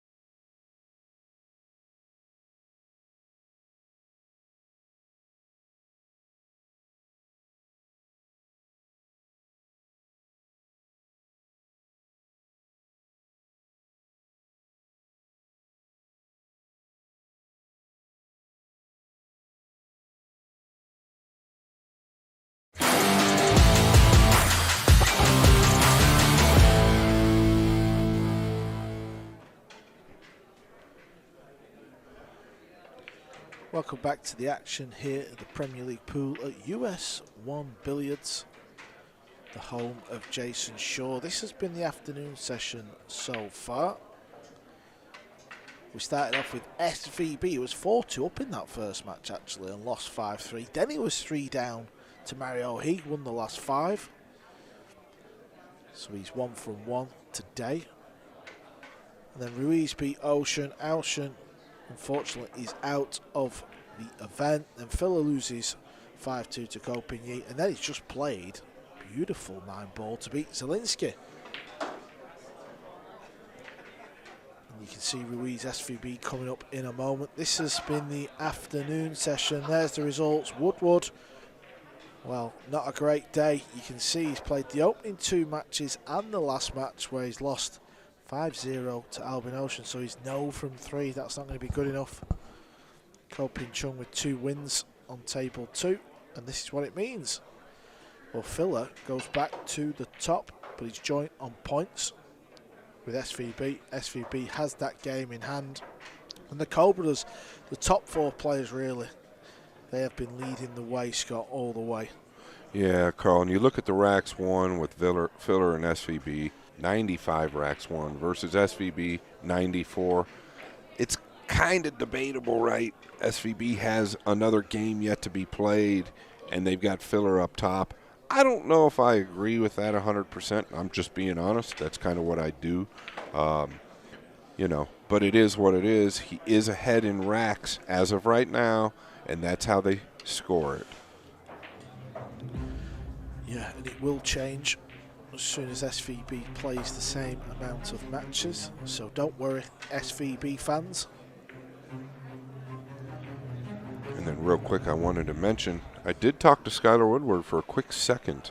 And, you know, he told me, he said he feels better today than he's felt all week. He wonders if it's just, you know, he's missed a bunch of 6s, 7s, and probably not a bunch, but he wonders if he's a little mentally drained and just doesn't realize it. Well, one man who isn't mentally drained is the man at the table right now playing this shot on the 2-ball. He's a workhorse, he's a maniac on the pool table, and he's one of the best who has ever done it. Yeah, and a workhorse is an understatement. The things this man does in training are absolutely fascinating. And I've known him very well for a long, long time, but this week I've gained an all-new respect for Shane Van Boening. You would not believe the work he's put in this week. Very easily could have simply said, well, I'm going to give it a go, take my time, enjoy myself. I had a great week in Las Vegas, but instead he does completely the opposite. I guess that's why he's 5-time U.S. Open champion. And if he continues to play like he has the last couple weeks, I wouldn't be surprised if at some point he becomes 6-time U.S. Open champion. Well, he'll have to smarten up his safety play, Scott. Well, you know, he is human. Every one of these people bleed if they get cut. He was slightly cut there. It's not gushing, but it is dripping just a little bit, Carl. Yeah, I agree, though. I think Shane's looking good this season, and there's going to be a lot of the big-name players tip up in Atlantic City trying to win that US Open. Ko Pin Chung will defend that title that he won last year there. Yeah, excited to be back there with you guys. Probably the best event I've ever been to. Matchroom has done an amazing job at kicking that up. I know that Barry Berman would be proud. His kids are proud. And this young man here, FSR, I've been talking about him all week. I expected him to kick it up. He's silently doing real work.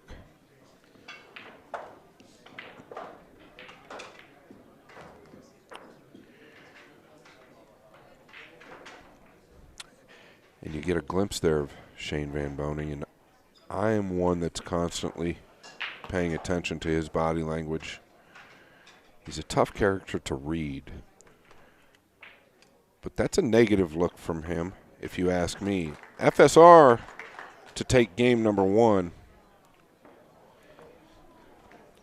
Yeah, Francisco Sanchez Ruiz wins this match. He goes to 14 points with 2 matches left, so he will qualify for finals day. Top 6 go through.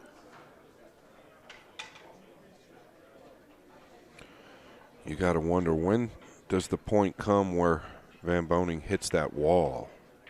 I mean, does he hit the wall? He hasn't yet.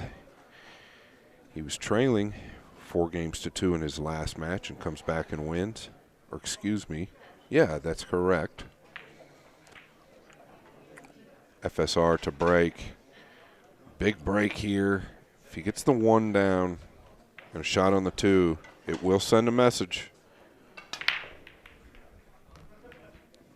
Oh, and a nice flick on the 9. The pink 4 is going to ruin his day, Carl. Yeah, he's really made this break his own. I know others have caught up with him.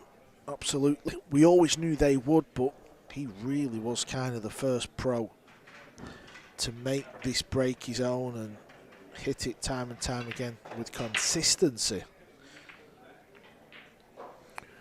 You know, if the 8 wasn't there, he might even consider 1 rail kicking at this 2, just due to the position of the 5 and 9. Another one that's very clever with his rollouts.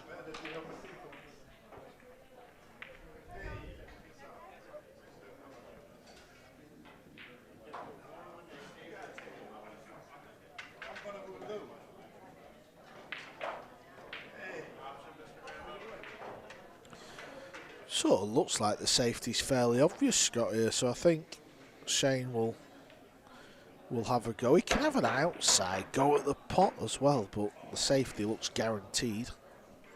Shane looks a little tired to me. I know him really well. He does look a little tired, just in the face. Be interesting to see what he decides to do here. The safety does look fairly straightforward. I'm not surprised he's tired. He's been playing pool about 20 hours a day for the last week. Yeah, and you're not really even exaggerating. That's what's funny about it. He's probably been playing a solid 12 hours a day for the last week.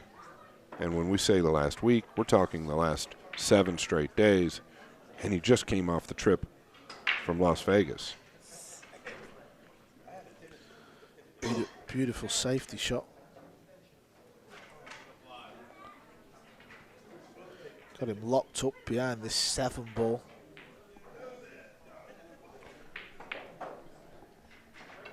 Yeah, and he's not even going at the 2. No real good route unless you go to the bottom rail and try and stiff the cue ball. Looking to tie up the 4, possibly. It looks a little difficult as well. Shane can take ball in hand and go into the 4-9. Excuse me, the 5-9. He's trying to tie it up. It looked really tough to do from that angle, Carl. Yeah, it was just so close, wasn't it? Here he will go into, or like to go into, the purple 5. Do you think he'll come off the rail and into him? A lot of these guys like to. It all depends. He didn't make things much better.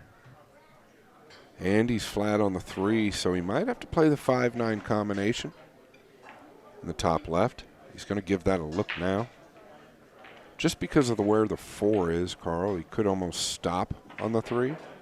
He's going to get nice and tight on the 5-9.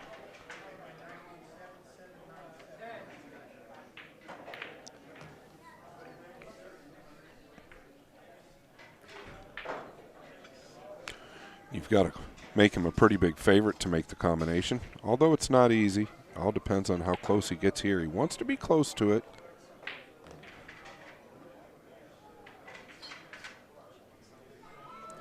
Looks about ideal. Yeah, that cue ball is off the rail about an inch. He would like to have it hugging the rail.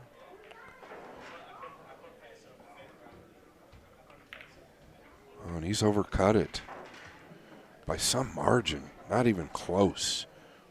I don't wonder if there was body movement there. Yeah, SVB was a big favourite for the combination there. Maybe Scott's right. Maybe he's just hit a little moment of, you know, concentration. Tiredness has kicked in a little bit. It's easy done. Like I said, 7 days we've been here playing pool. Yeah, and that's the only thing, you know, in this format, if you're going to have a game plan. And obviously, not questioning what Shane's doing, right? He's played exceptional all week, but when do you take a day off as far as practicing for 12 straight hours? I mean, there's got to be a time where you say, hey, I need to gear up for the weekend, maybe a little more rest, maybe the spa, just some relaxation. Let's go put our feet up. Yeah, obviously what's happening here is we're going to take the top 6 off the league table come the end of this evening's session, and then when we come back tomorrow, them 6 will go at it again and they'll play for the top 4 spots. Once the top 4 spots are determined, that will just be the semis and the final. So he can certainly do enough where he's going to look good at getting in to the semi-finals. Yeah, there's no doubt about that, right? Yeah, but I think he was going to make that move as far as a little rest. It should have been probably yesterday in between his matches. You know, there might be a point where he's past the point of no return. Obviously, a lot of you out there probably think I'm crazy, but it's happening to a lot of the guys here. Skylar Woodward feeling it. And he's not putting in the hours that Shane is on the practice table. Far from out of this match, though, SVB to break.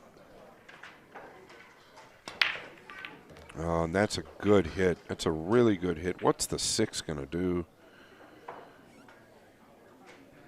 Boy, that was probably some of the best contact he's made.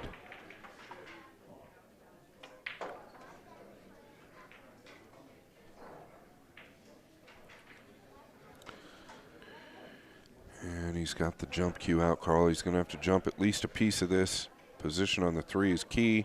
Does he play the 3 in the top right?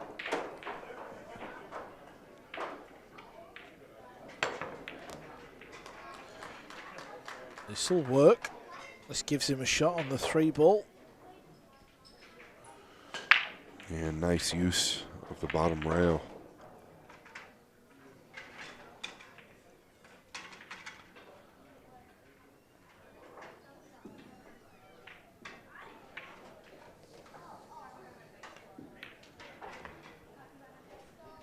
Uh-oh. Needs a bump, and he's gotten it. Want to ensure the make there. Put a little extra pace on it.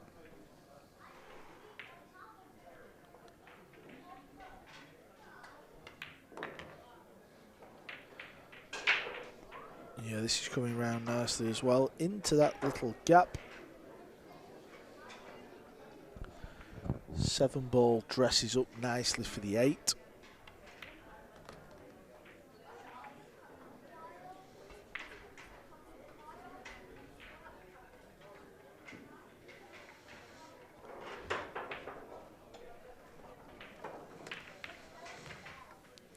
Two rails out for the 7 in the top left.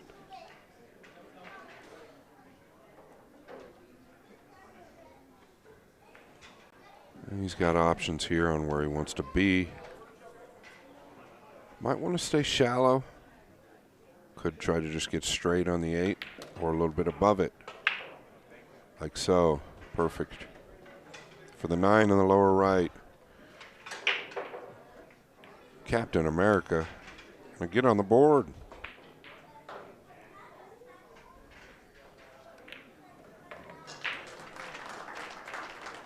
So there you have it. Shane Van Boning wins game number 3.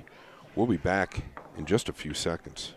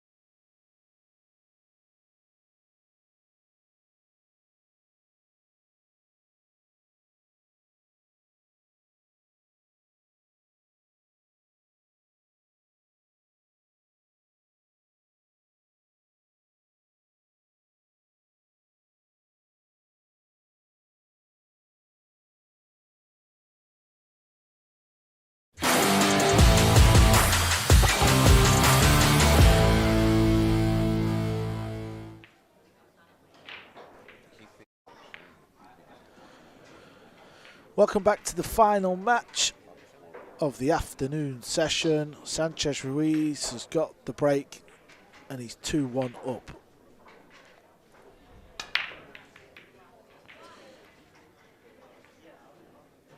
And it's going to be dry. Not going to leave any part of this one ball, so Shane will be playing the rollout.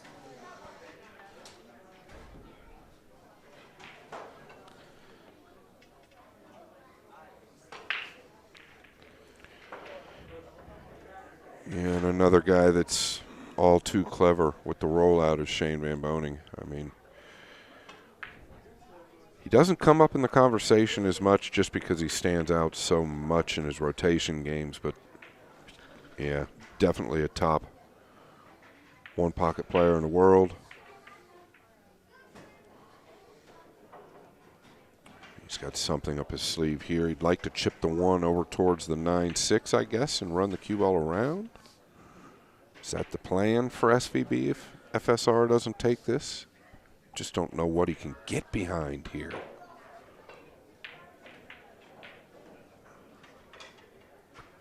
Does the one go in the top right? I don't think so. It might do, you know. I think it does, looking at the overhead.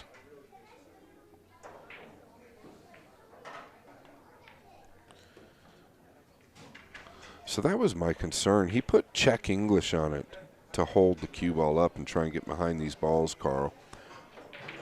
Was always going over there towards the 9. Fortunately, he's elevated over the 7.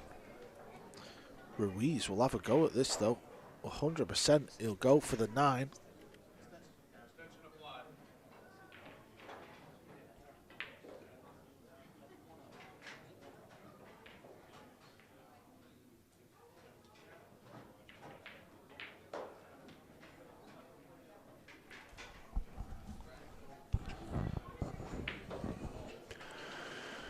I don't know that he has a go at this. Do you think he does? He could swing the one around, but it looks like he might be having a go at the carom. Well, I'd have preferred the one ball. I know what you were thinking, outside containing safety, but if you pot the one ball, I think the 9 goes in. Yeah, exactly. And what Carl's saying is if you play the 1 just like you're trying to make it in the top right, you're going to probably make the 9. The 9 was a big ball. It wasn't frozen. The only concern for FSR was he was legitimately over the brown 7. But even if you don't make the combination, I don't think you're selling anything out. The 1 was going to stay where the 9 was. Shane would like to butter him up behind the 6 and 9 here if possible.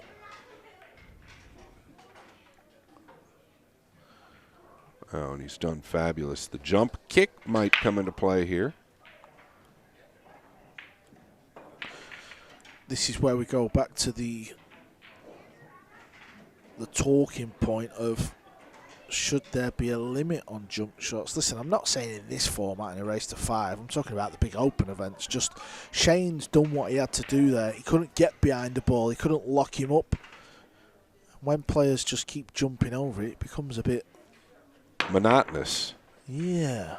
Well, look at this, too. You're going to get punished for a nice defensive play. And listen, I'm not knocking this shot. He stunned his cue ball behind the pink 5. The crowd loves it. Excuse me, the purple 5. But when is enough enough? How many times a game are you allowed to do that, I guess is what Carl is saying. And I totally agree. We all want to see the defensive side of the game. That's why the pockets are built a little smaller. These guys just make it too easy with big pockets. Well, that was a bit flinchy. Yeah, you could see the plan of what he was trying to do.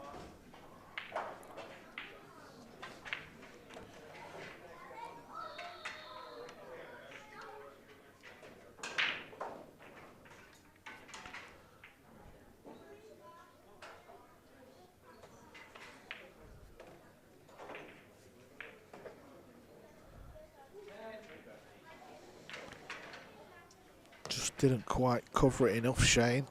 But the cannon into the 7 has gone wrong for Ruiz.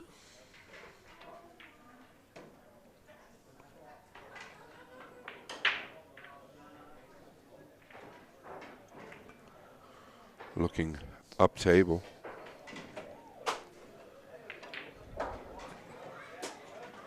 Looking at the shot clock as well. He's called the extension, I believe.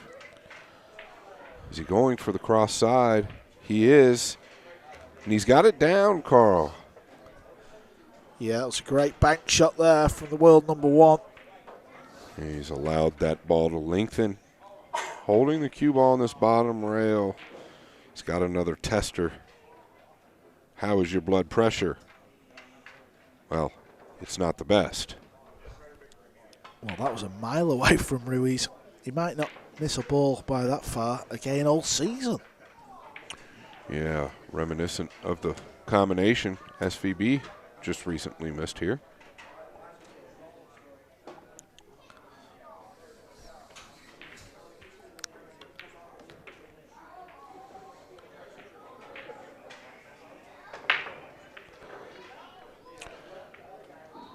Evaluating the 6-ball.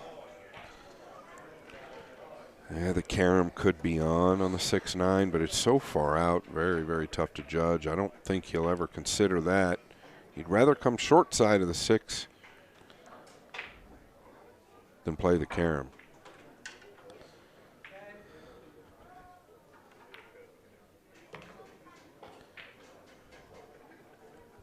You can see there, Carl, he's really looking to get the angle. Just in case he comes too far, he's looking to see if the 6 plays in the same corner as the purple 5.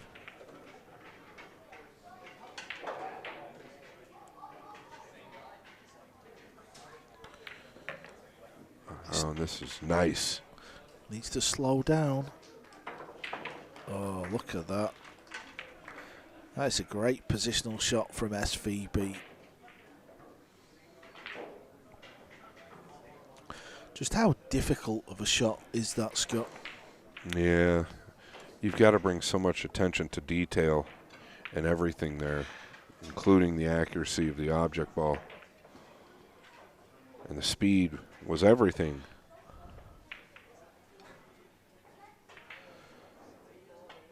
I guess what I mean by the object ball when he's cutting that 4 is if he hits it a hair thin, he's going to be off the mark in the position. So far, a couple little blunders in this match that needs to settle. And this is his MO. He loves cracking these home, but been a pretty good match.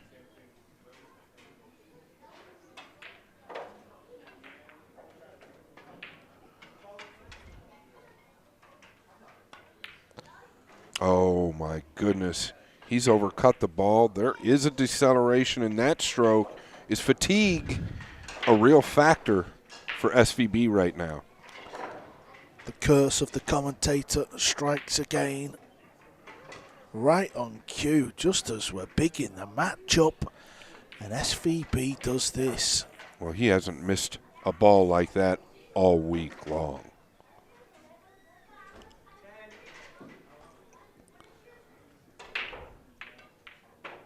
Is he snookered? Oh, nice swerve. He's going to have to take the bank on the 9. But this man knows how to bank and to steal. Game number 4. FSR will take a lead 3-1.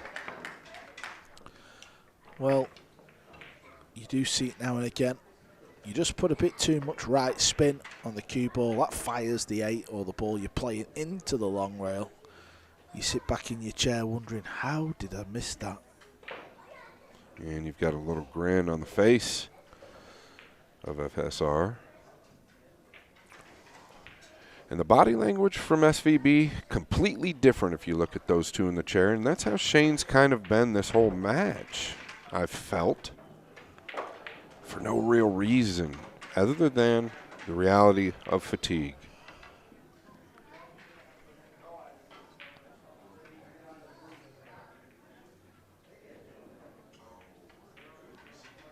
Missing an 8 like that can really let the wind out of your sails. And the break once again hit so well.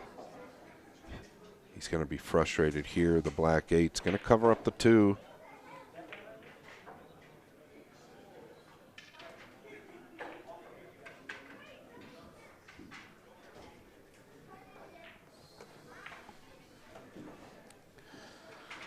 Well, he's going airborne. He's trying to fire this ball into the pocket. He could roll out up towards the 3.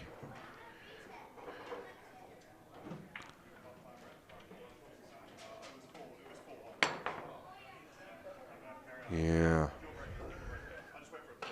So, things not looking so good this round for Captain America. You might need a nap, Carl. Yeah, this is the last match of the afternoon session. He's still in a fantastic spot regardless of what goes on here. Scott, at the end of the day, he's still up there and he's looking good. Maybe just chill out in the break. Maybe just leave the queue alone, get himself some food, put the feet up, come back into the evening session a little refreshed. Yeah, well, you made that sound really good. I wouldn't mind doing the same thing.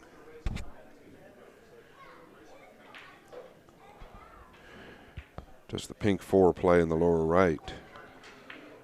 Doesn't act like he's too concerned about it. 8 and 9 are both a little funny.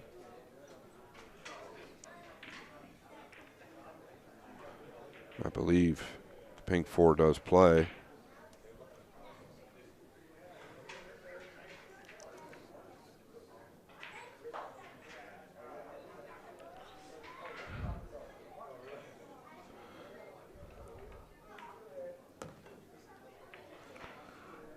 He's acting like he really needs to get nice on this ball, so it's probably a little bit tight. Does he want to rub the 9 up? Oh, he's stitching him up on the 7, and this is something I see from FSR quite often. He will play the right shot all the time. Shane's guaranteed the hit here. He's trying to pot it in the corner pocket, the bottom left, near the purple. He's not hit it as full as he wants, but because he was allowed back at the table to hit the ball as he fluked the 6, he's not, and he's going to set this up for the Spanish world number 1.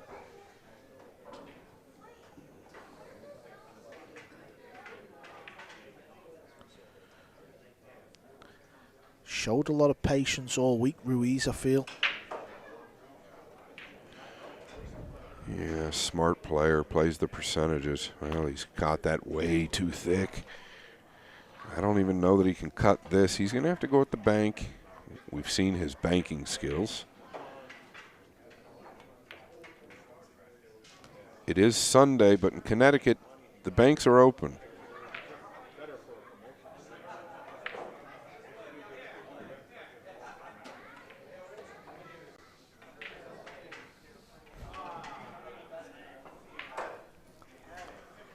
One rail out.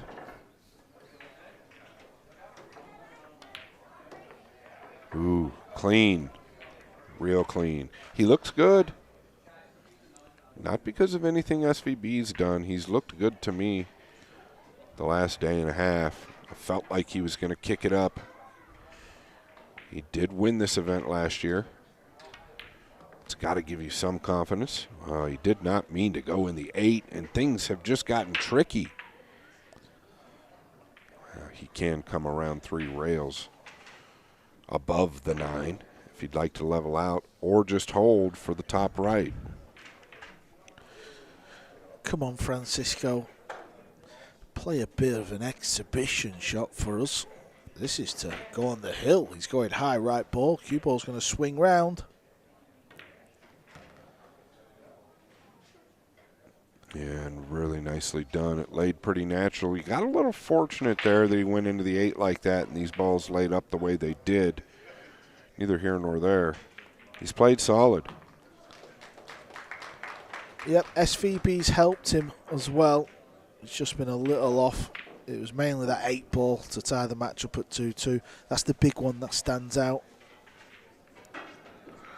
And, you know, he's also missed the 5-9 combination up on the top left by a lot of distance. There's a couple signs in this match that just